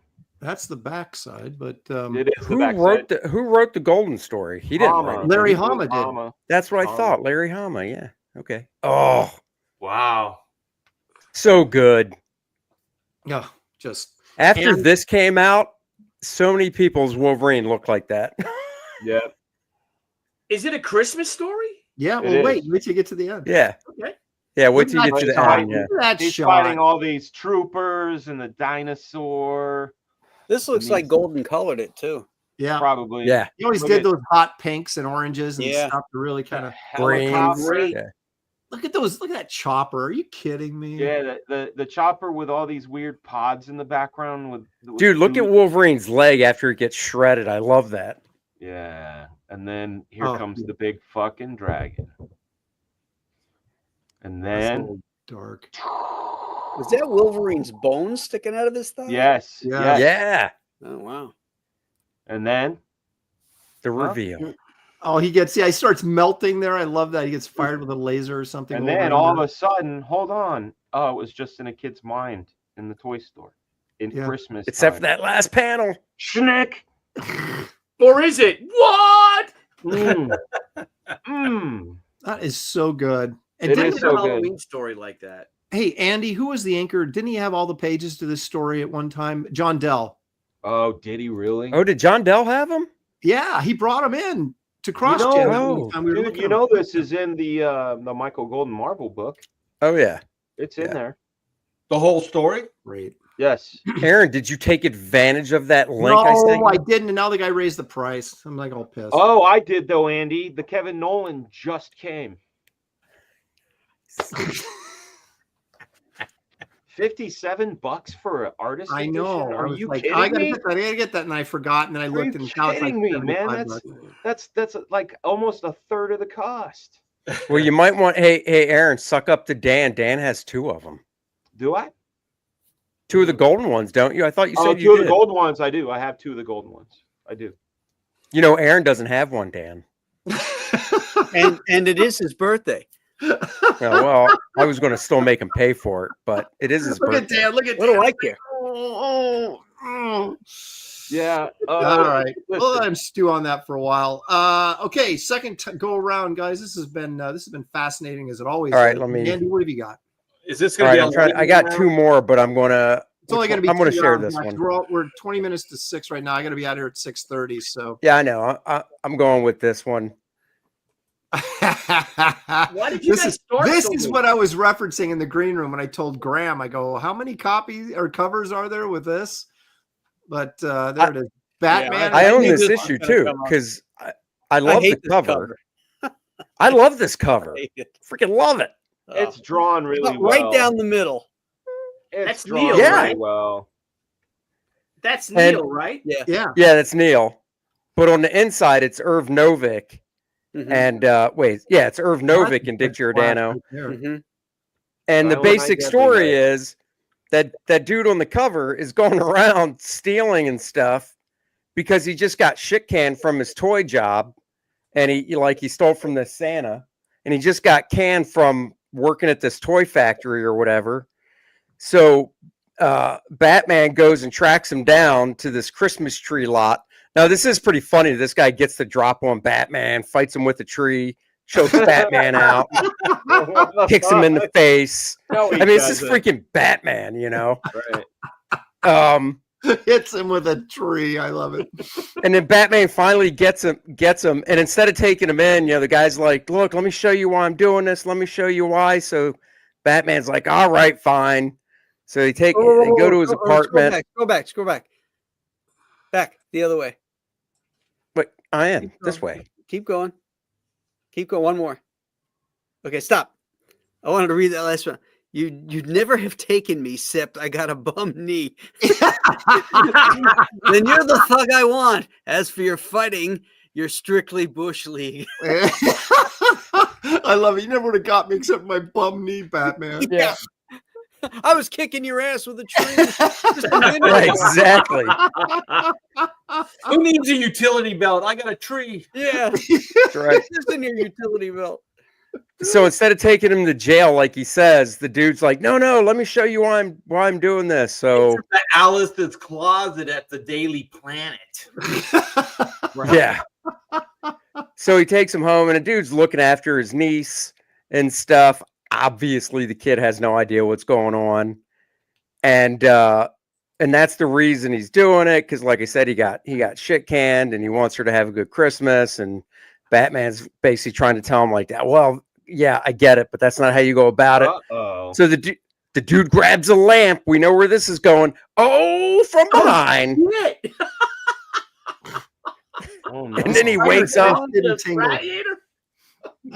He's tied to the radiator because, dude, the guy wants to go kill his boss now. So he ties Batman up because he doesn't want to leave the niece alone anymore either, which is like, well, you just did when you were out stealing. So Batman's he's tied up and he's going to take care of his niece? Somebody's got to be there. It doesn't matter if he's tied up, I guess. Okay. So Batman is strong enough to, jack that radiator out of the floor and get Batman loose. after all, he doesn't have a bum knee. He can do that. Yeah. But he's like, well, damn it, I can't leave the kid alone. All right, I'll just take her with me in the snowstorm, the blizzard. Lone Wolf and Cub. And the Chinook came and ate her. Yeah. Dude, no. And then his car gets stuck because, he's driving a sports car. It's not meant for Buffalo type of snow, Oh my god. even though this is Gotham. So then we get to the old toy maker there and his That's a great like- Batman though. That first It's panel. horrible. Look at that. Horrible. oh yeah. It's horrible. So we get to the toy maker and the dude shows up because he wants to kill him. And he's threatening them and doing all this stuff. And then He's the dude in a ends up, wheelchair and he's gonna kill. Oh my! This guy is horrible. yeah, he wants to kill his boss. Yeah, his boss. And then Batman, who's walking now with the kid because his car's stuck, comes across the sleigh. Oh no. Santa with a must have horsey. left it No, for this him. isn't gonna go that way, is it? Oh, it's- yeah. No. And then the dude comes out and Batman's like, "Oh my God, I can't believe you killed this guy now." And the guy's like, "No, I'm not dead. I'm sick." And the guy has a change of heart. They get him to the hospital because he had a heart attack. And because this and big ass dude was gonna kill him. Yeah, well, that's just it. That's why. That bum knee, that fucking bum knee will get you, you know? Yeah. It will. And then Batman's like, "Tim, you'll eventually have to answer for all you did, but I think I can persuade the Wayne Foundation to intercede for you. I don't care about me. I just hope Evans is okay." Nice change of heart. Yeah. And good news, he's fine. And he lets the dude go with the daughter or with his niece and stuff. So he can go kill his niece next. I mean, come on. Yeah, Tom. you know. Jeez. Hey, scroll back to that with all that page with all the ads on it. Aaron, I would just like to point out that my statement earlier still holds true. These stories suck. Yes. Wow, Okay, Graham. Oh, and this goes to Billy too, although Billy didn't read comics. Did you guys ever order this rubber werewolf mask right there? Yes, I did do that. Did you? No. I wanted to, and I never did. You actually did. Garbage. It was so thin, and the paint was really bad spray paint, like airbrush. It was terrible. It was gigantic because you're a kid. Yeah. The mask would fit like, All this stuff was pure crap on these pages. Except the Raquel Welch pillow. Right. That was $1.98. That one worked. Yeah. It worked. Look, you could get yourself a skinhead wig, or just be like us and have it happen naturally. Yeah, I've got one on right now. What do you guys think? Yeah. And then you have to. And then it follows up with a nice Golden Age Batman tale from Batman number 15. Oh, there we go. Look at jolly old Santa and. Yeah, I didn't go through this one, so I can't tell you what this one's about. Got blow it up. Let me see it. Let me see that splash page. Oh, hold on. It's terrible. Make Greenland great again. Oh, I'm sorry. That's right. Yeah, that looks all right. Man, I love those splash pages. Hey, Batman. What issue of Batman was that in?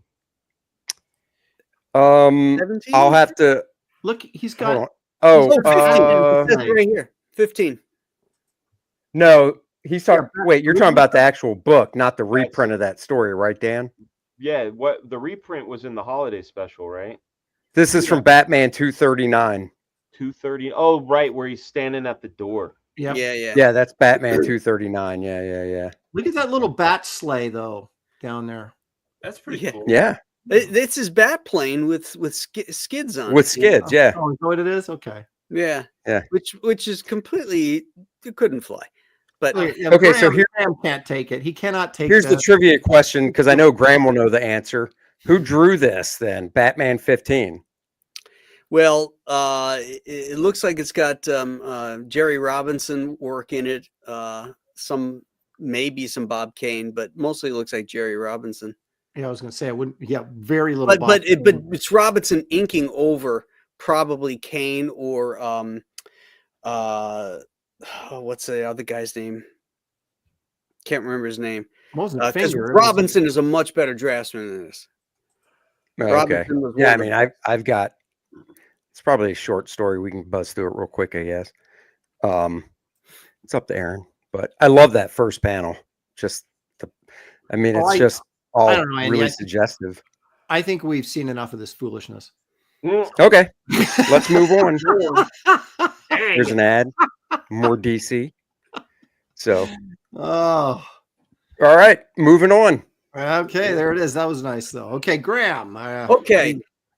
Christmas for me, starting in 1979, was always Superman. 1979, I had this big Superman Christmas, the Superman Encyclopedia, the giant reprint of Action Comics #1 or Superman #1. And ever since then, I've always liked to get something Superman for Christmas. Doesn't always happen, but I always want one. It's very Christmassy to me. So you can share my screen, Aaron.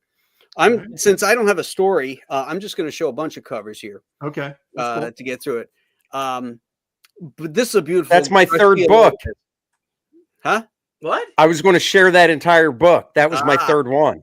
Oh, that's Garcia Lopez. Yeah, That's it's Garcia Lopez. But look at the perspective here. You know, you don't realize you're kind of looking down on this thing, Right. this roof, and then Superman's there flying, and the great circular swoop of the reindeer to bring you back in, and then the rockets to lead you back out. It's just a gorgeous, gorgeous design. You know, and look at the elf falling to his death right back here on the back of the sleigh. The guy's trying to hold him, but he can't. he's holding on for dear life. Yeah. And Aaron's presents are falling out. Yeah. Yep. Oh, my coal. That's like, remember at the end of Rudolph the Red-Nosed Reindeer when Santa's taking the misfit toys and giving her an umbrella and throwing them One out. of them doesn't get anything, right? No. He remember the bird that couldn't fly but Right, he swam? throws them out. And he takes it and he has the elf grabs an umbrella and goes, oh no, it just chucks out. the bird doesn't make it. Yeah. I remember seeing Sorry, that. but I digress. Yes. Here's a fun Superman where he's like, Hey now. Santa's been too fat, you know. Oh, I don't It looks like Superman could lose a couple pounds too. This is making me. This is making me. He skipped leg day, and he's a little thick. Yeah. Making me uncomfortable there. Now this is probably my favorite Christmas cover of all time. Oh, God, it's a great painting. Gotta love that. Yeah, the Lone Ranger's never been happier. yeah, he's happy there. I just love that cover. It just really reeks of country Christmas. Yeah, nostalgia. Yeah. And the painting is awesome. Yep. Yeah. And then, as I said earlier, the faucet line had some great stuff, and this one's really good. I love the illustration of Santa here. Is that what's his face again? CC Beck? No. Mac Rayboy? Yeah, is that Rayboy Santa Claus? That could be a Rayboy Santa. The figures, I don't know. Do you think it's just clip art? Because hang on. Look at Captain Marvel's face. That is not CC Beck. No, that's not CC Beck. That's Mac Rayboy. This pose here was used on a cover by CC Beck. Yeah. Right. I have that comic, by the way. Joe Frankenstein cover as well. Yeah. So he probably just lifted that, redrew it, and the same thing here with all these guys, Bullet Man and Captain whatever. That looks like Mac Rayboy when you look at the little figures. I have one. That's Wiz Comics 22. I actually have that, not in near mint, but 6.0 slab. So this one here. Hey, well, I've got a 4.5. Well, no, the pose, the one that this pose was lifted. Oh, you have that? I have that comic. Yeah. Oh, that's a great cover. Yes, it is. Yep. Aaron, mine's a 4.5. So Well, mine's a 6. So whatever. Yeah, just saying that mine's better. That's all I'm saying. I hear you. Okay. Then the last one I have is this from the Giant Size Collector. Was that Garcia Lopez too? Who did? No, this is Kurt Swan. Yeah, it almost looks like it says something. Yeah, this looks like Swan and Bob Oxner. Wow. Okay. Well, that DC Comics Presents that you shared first, the inside is Swan and Murphy Anderson. Or wait a minute. I'm looking at this background here. It could be Nick Carty, but nah, the chest and the figures here. This has got to be. It looks got to be Swan. Yeah, it looks like Swan. That Superman looks like Swan to me too. Yeah, and the inking, it looks like Oxner. Not Murphy. No, it's not Murphy. Okay. No Murphy on this one. No Murph on the turf.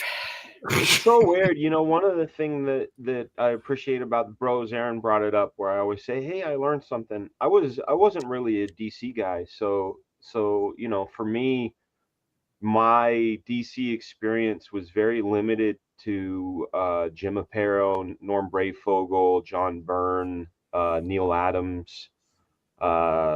It's good exposure. But that's about it. I didn't, before our show, I've never heard of Bob Oxner before. I didn't even know who that was.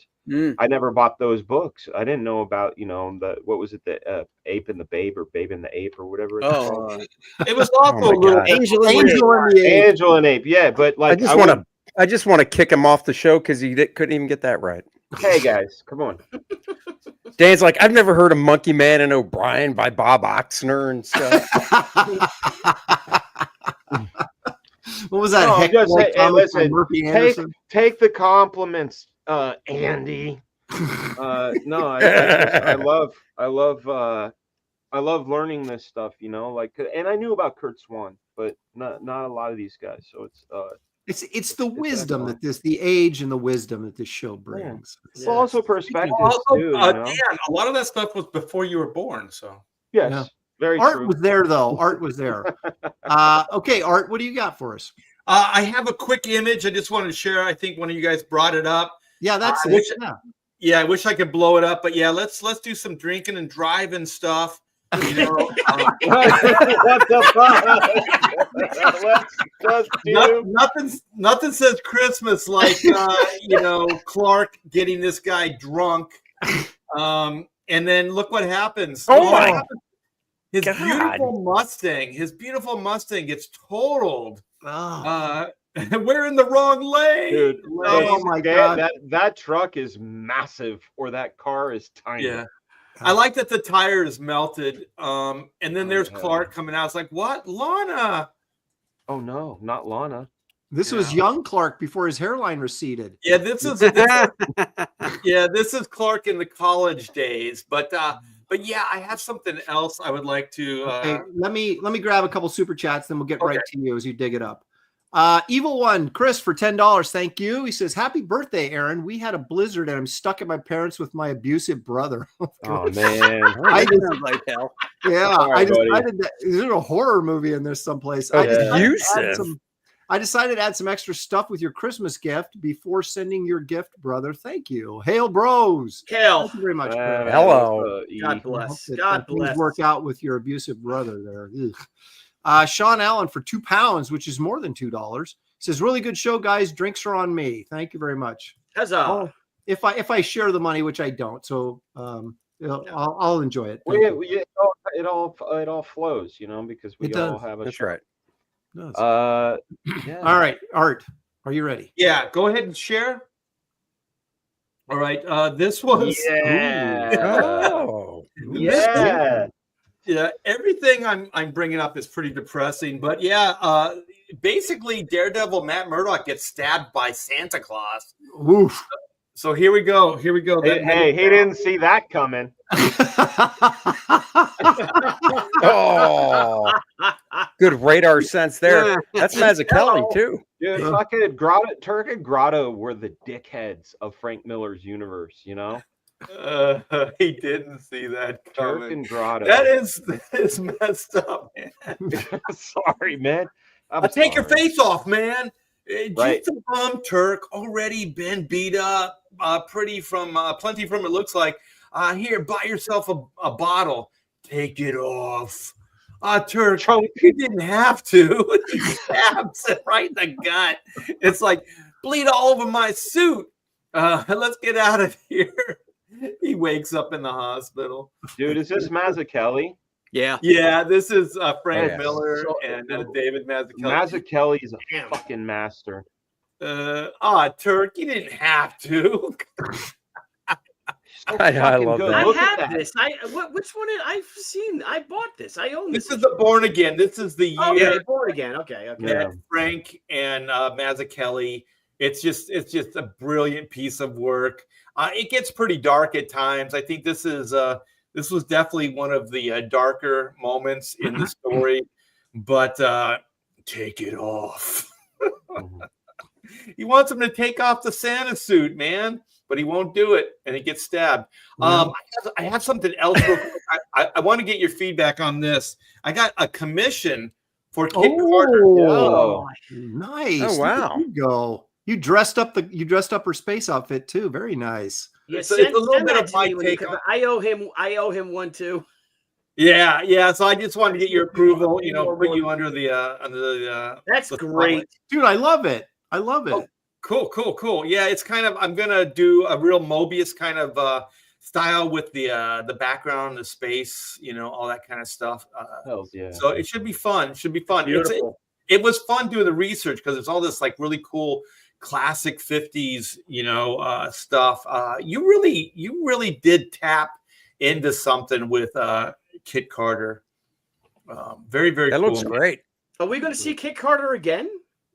Anything's possible, Billy. You know that anything is possible. Well, but anyways, I should be done with it in a couple of days. I'll send it your way if you want to do something with it, Aaron.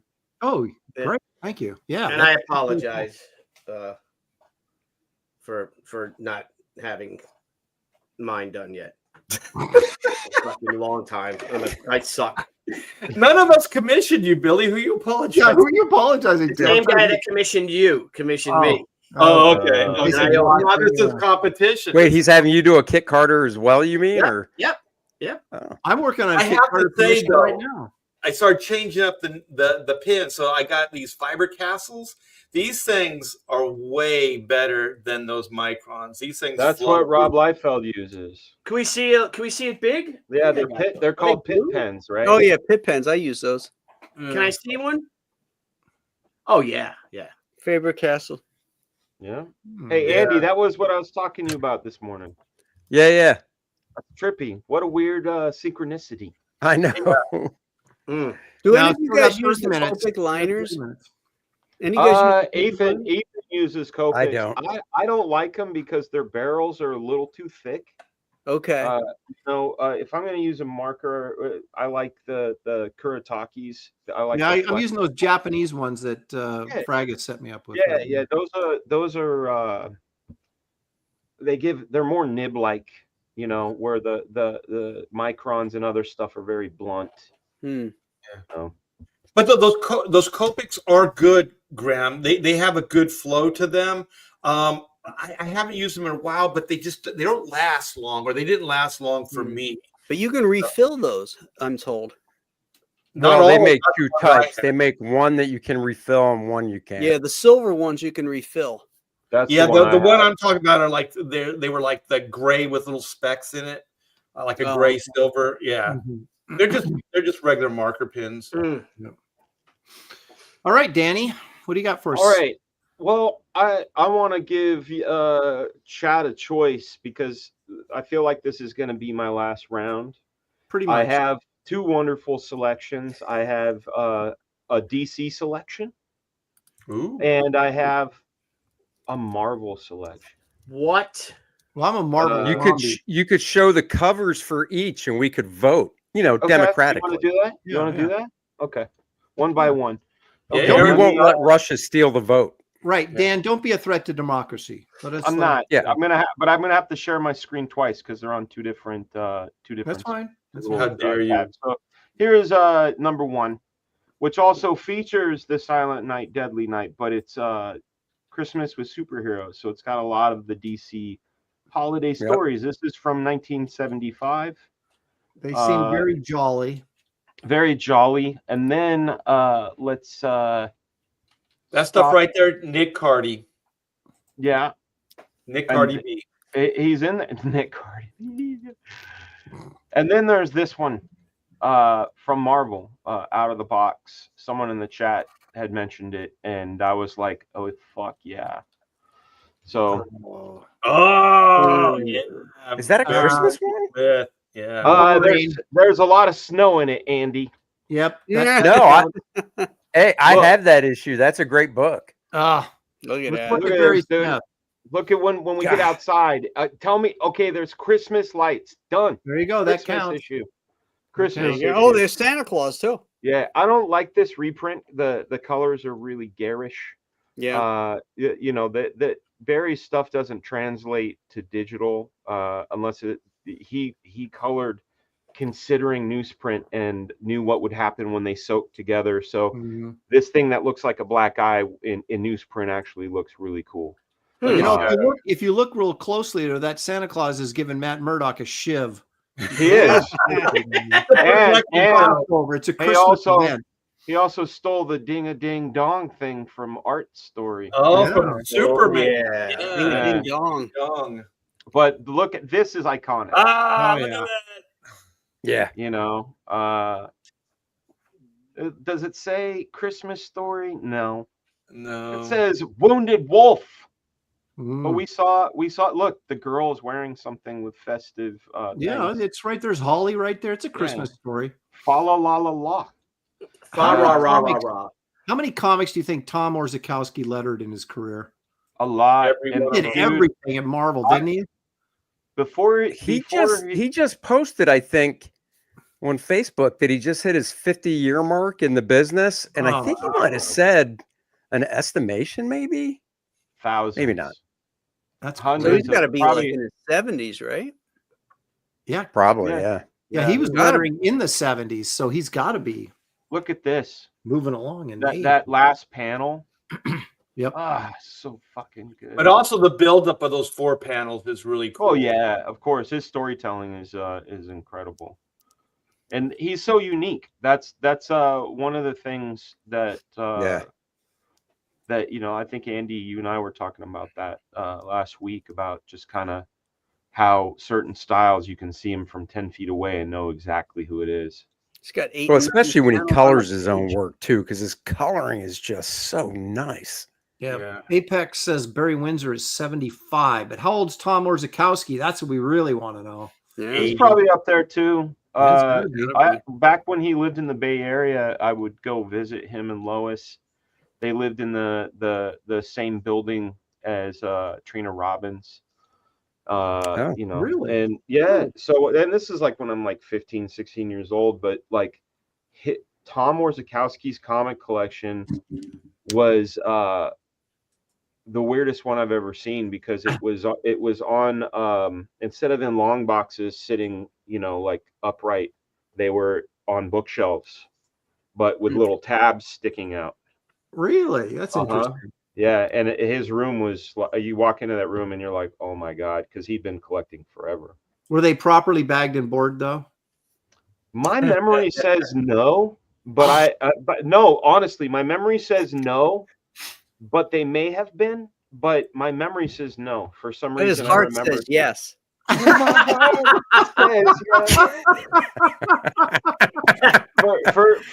For Aaron's sake, his heart says yes. For Aaron's sake and his birthday, and that's right. Make me believe that they were. Told you, Dan, I'm rested.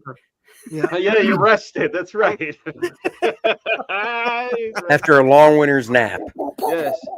So that's it. That was my choice was. They're saying in the chat here, Eric Boyd says that Erin Gray turned 75 years old today, so she and I share a birthday, along with Larry Gaiman at DC or Ganem, and Carl Kiesel, and Carl Kiesel, yep, and the actor, the crazy Nick Cage. I think. Oh, really? In fact, Nick Cage is he's the exact same age as I am. January 7th, 1964. I was going to ask, isn't Carl your age too? No, Carl's older. Oh, he's like. I share a birthday with Howard Chaykin.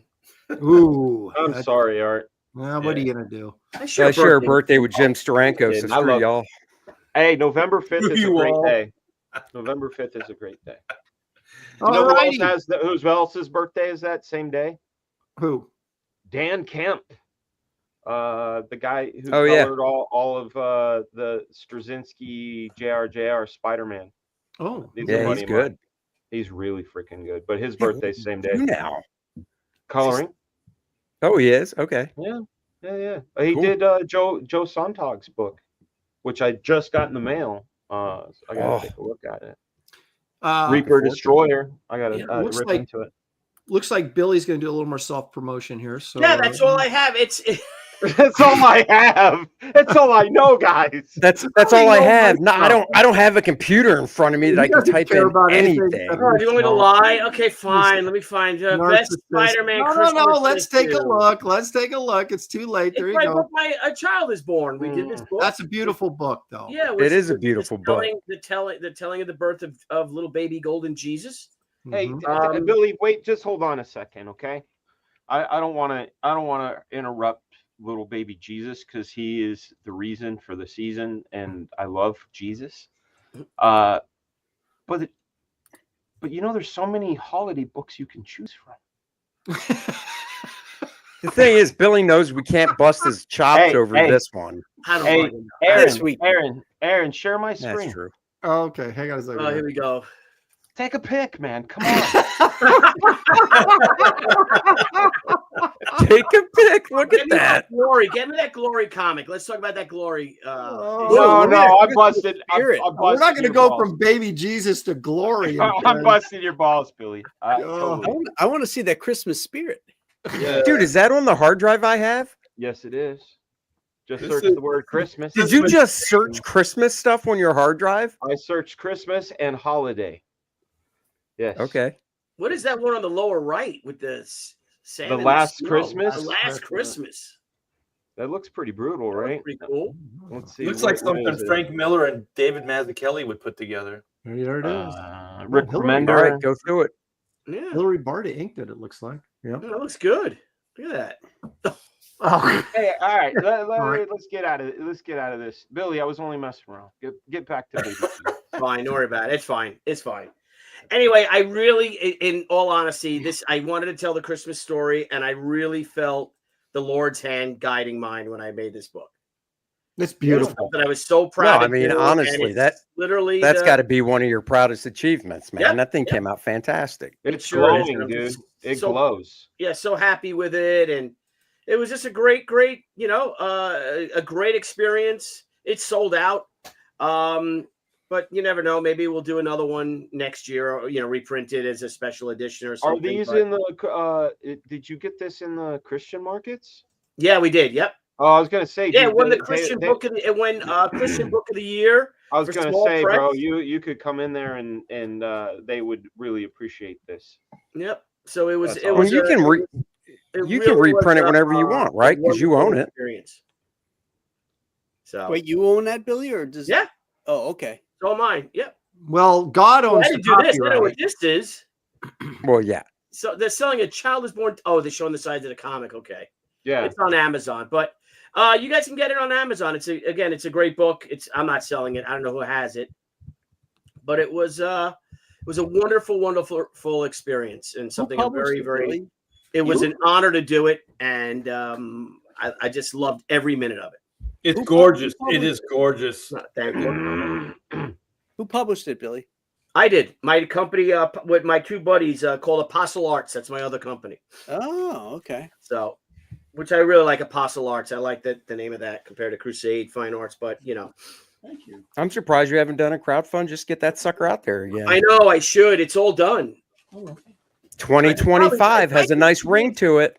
Yeah. Well, right now we have 4 crowdfunding books coming out this year, including the She Gay Crasher launching on Kickstarter next week.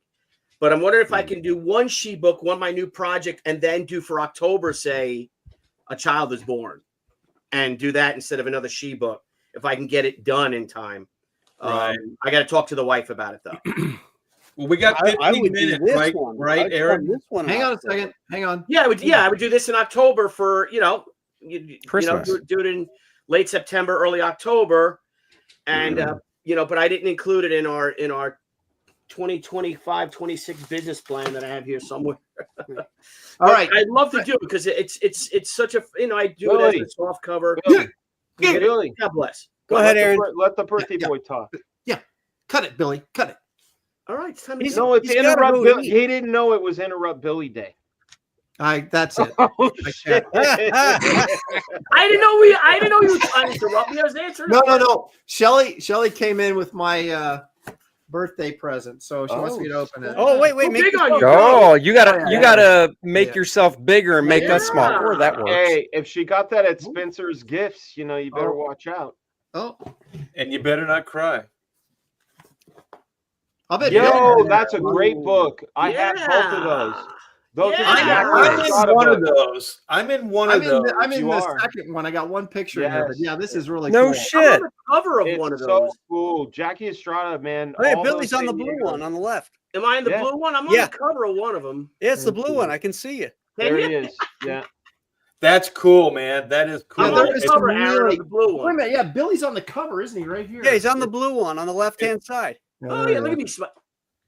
Look at that SOB, man. He's everywhere. He is. From the 90s. Can't get away from him. He's like Kilroy. For those of us old enough to know what that means. That's this. Oh my gosh. There you go. There you go. That's cool. That's very nice. Yeah, that is really nice. It is just like a yearbook, man. When you look at that, you go, "Oh man, look at this guy! Look at this guy!" I remember. We know you're heading out, but can you show us you in the book? Show us your page. Oh, it's only like one photo, so it's like it takes forever to find it. But while we're pimping our stuff, maybe I can find it and I'll show it.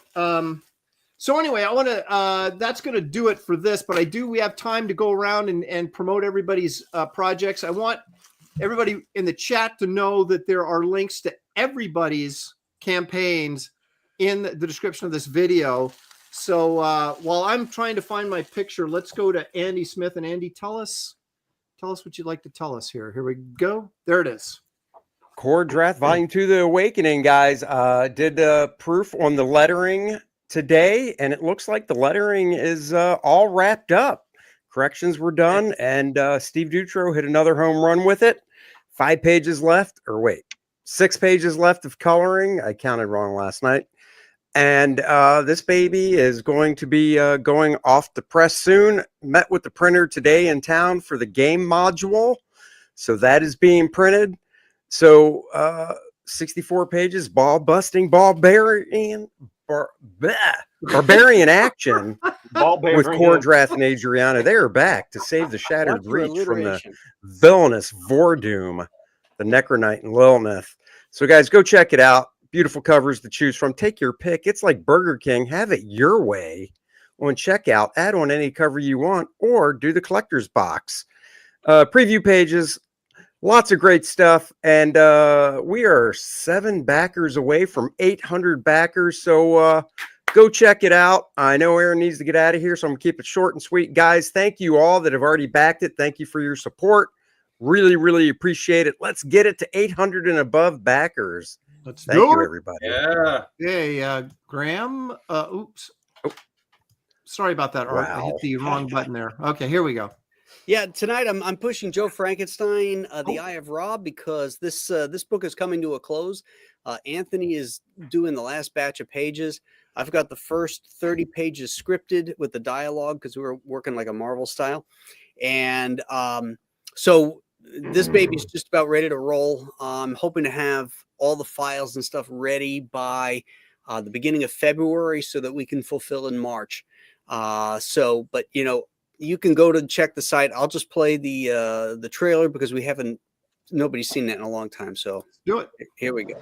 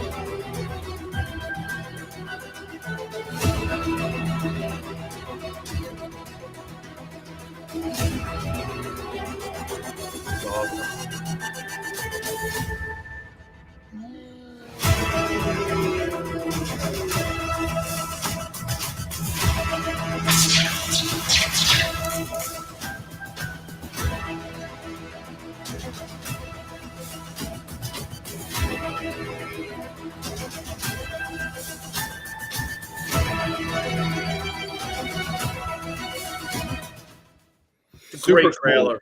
Very nice. There you go, guys. Thank you, everybody who's backed it so far. If you haven't, get on board now. You've got a couple weeks left. Thank you, Aaron, and happy birthday. Thank you very much. Okay, I messed you guys up, but Art, I believe you're next. Yeah. Are you guys seeing this? Yeah. There we go. Okay. Yeah. Here's the video. We have 3 days left for this campaign. 3 days, you guys. Oh my gosh, get in there and back this. This thing looks amazing.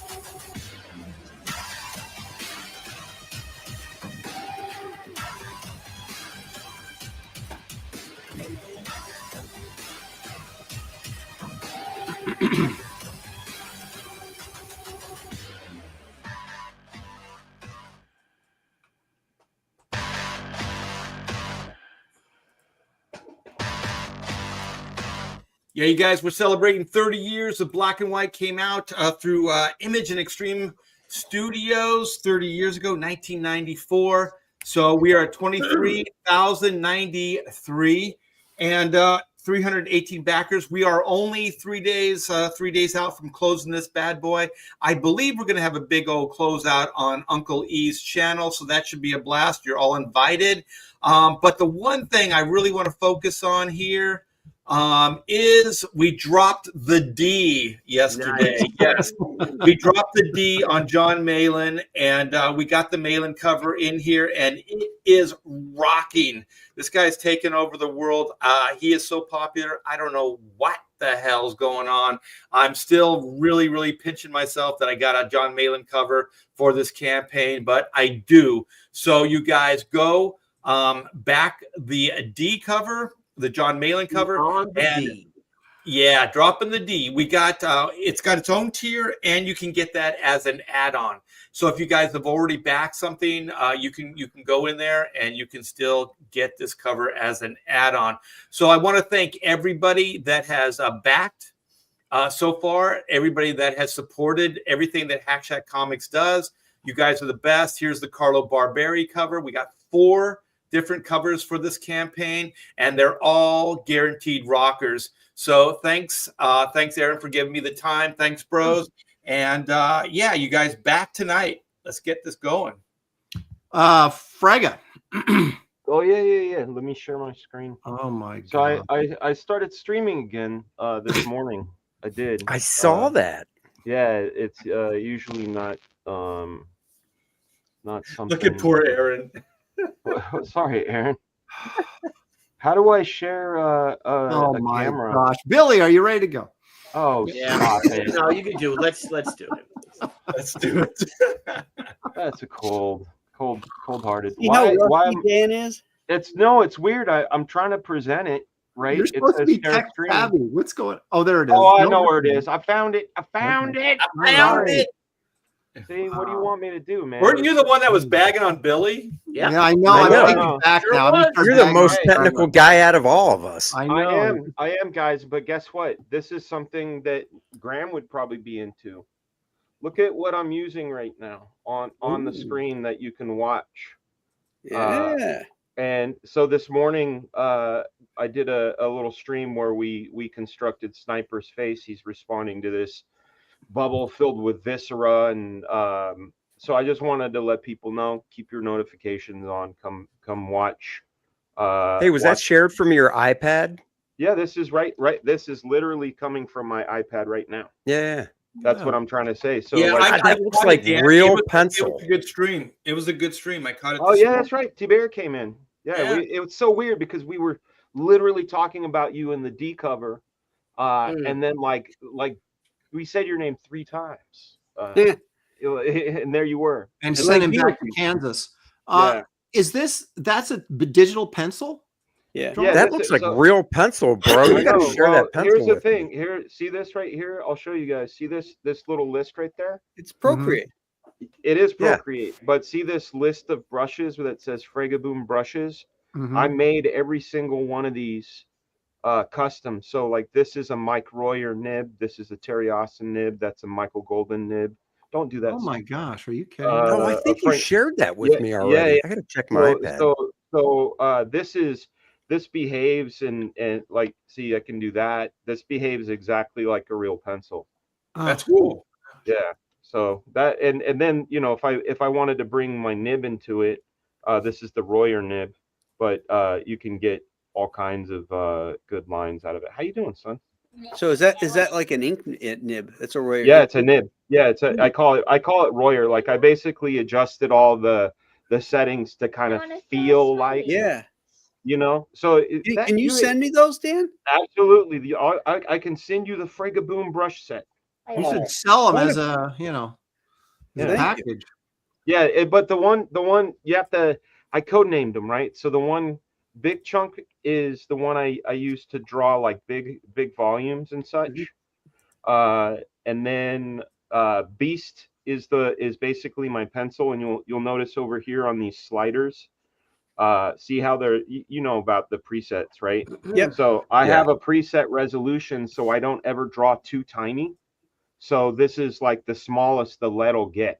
Oh, You know what I'm saying? Because Yeah, otherwise you can get real in there. So I had it so the threshold looks, the resolution looks exactly like my pencils would on a board. right. Wow. And then I can also remove blue line, draw it in gray line. Mhm. You know, the original here's the original layout here that I did Oh, cool. super small. And then from there, you know, I had this figure that I just wasn't enjoying it. So I kind of changed his poise and his pose. What are you doing, son? That's cool. He's flexing. And then so yeah, and then I put that on there, and then I'm able to pencil right over it. I could ink over this stuff, Mhm. but and I could totally ink my book, but I want to have originals. And that's really the only reason for it, you know. You never. I'm sorry. Go ahead.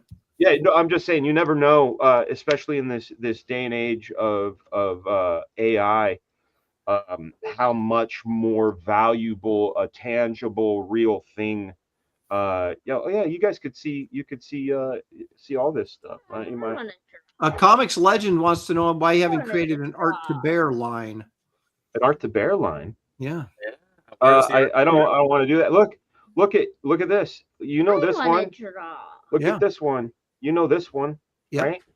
Yeah, it was in the book. Yeah. And this was done 100% on the iPad.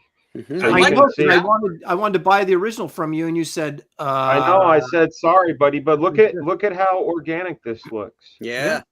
You know, and this is because I have that brush set that will give that real that vibe. That's cool. Yeah. But anyway, come, you know, if you don't follow my channel, please follow it, and if you do, keep your notifications on. I'll see you in the morning. There you go. Thank you, Friday. Nice. And Yeah. his No Black problem. Flag Pineapple Perception link is in the description of this video as well. And now, last but not least, Billy Tucci.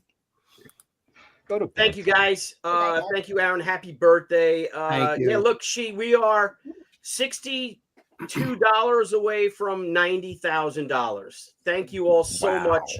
I'll just run my new trail.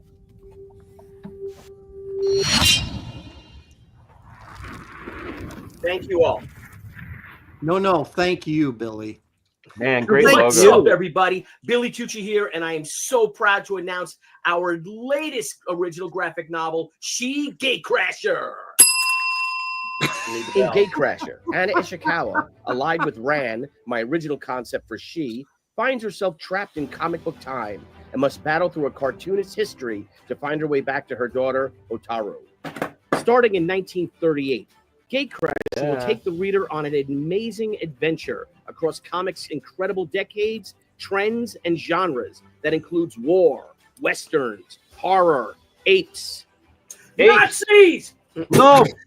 space chicks, superheroes, romance, robots, Dinosaurs! commies, cartoons, I love crime, commies. girls, zombies. The duck. Along the way, the pair will stand side by side with the world's greatest indie and public domain heroes before coming face to face with Brian Pulido's iconic Lady Death. Sworn!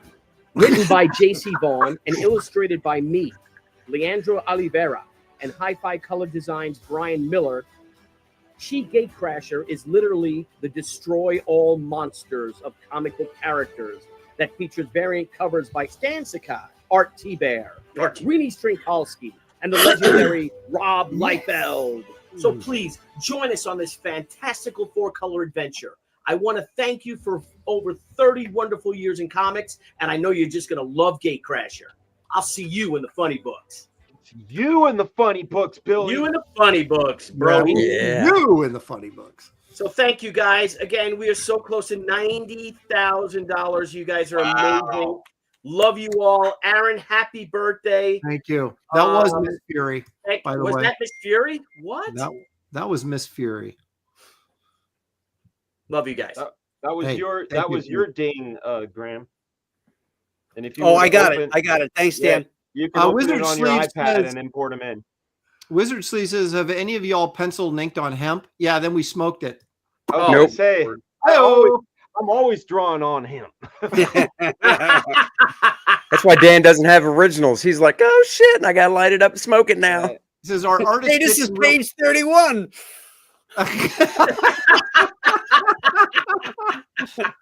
I still do it old fashioned. Now you know why the book is late, guys. All right. Yeah, there you go. Okay, here it is. You guys demanded it. There I am. There he is. That's not. Look how happy I am. Where are you? Where? Look How at do you all that chest hair. How old is that picture? Dude, this was a year before I met Shelly. So this is 91 or 1990 or 1991. Oh, wow. 91. Damn. Looks like Is that RT Bear below you? No, that's Steve at Lieber. Steve Lieber. Look at there's Art Adams over there. Yeah. Joyce. Yeah, George Perez. Look at Hillary Barta. Yeah, look how young Hillary is. Those are great He books, still man. has the dark circles under his eyes. Yeah, I know. He still hasn't gotten any sleep. Anyway, this is a great book, and there's two of them. So, you know. Nice. 1 and 2. Let me real quickly remind everybody that I do have a campaign as well. Yes. Some people like to call it Wraith of God 3 Fear Hollow. In fact, that's what I do call it. Duke call. You've got 4 cover options. You got cover A. You got Graham's favorite, the EC variant. You've got Andy's favorite, the 1972 Marvel box That's variant. also my favorite too. Oh, is it? Okay. I like that one as well. Those are I like that one too. Okay. All right. Geez, everybody. All right, it's everybody's favorite. Buttonhole us, Aaron. Okay, I'm sorry. And of course, Chris Stevens' great painted cover, of which I own the original.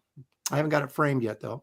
Look, here's some color art, courtesy of Jason Wright. He's doing the colors on the book for me. Yeah, that looks so good. That first panel is just so coming in nice. from the ceiling, the second panel, that light effect, so good. Yep. Yeah. Very I guess it's through the trees, right? Yeah.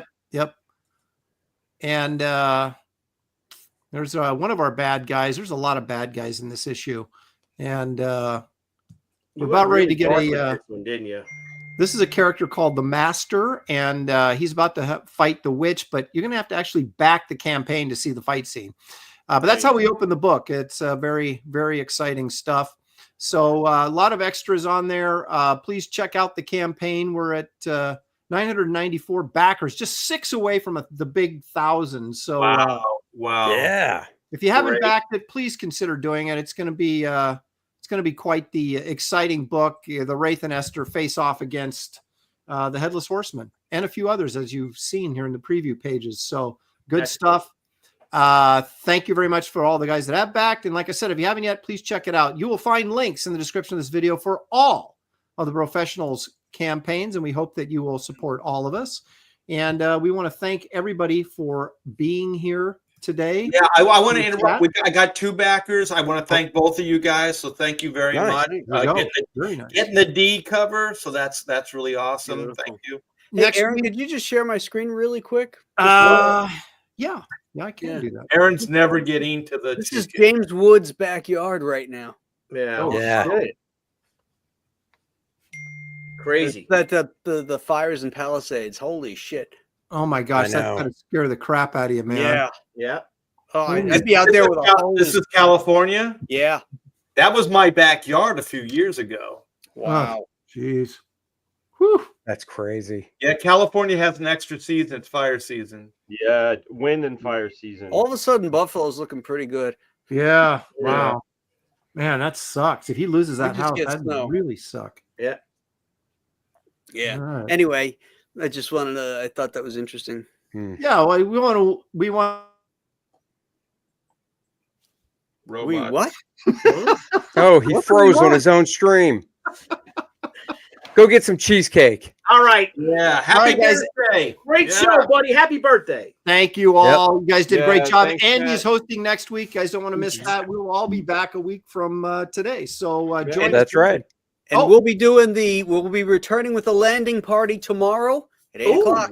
for Amok Time, one of the best ones of the second season. That's right. And That's one of my Graveyard's tomorrow favorite as of all well. time. And That's right. DNA show is back tomorrow as well. And I will be on every one of them, whether they like it or not. All right, Full guys. lineup.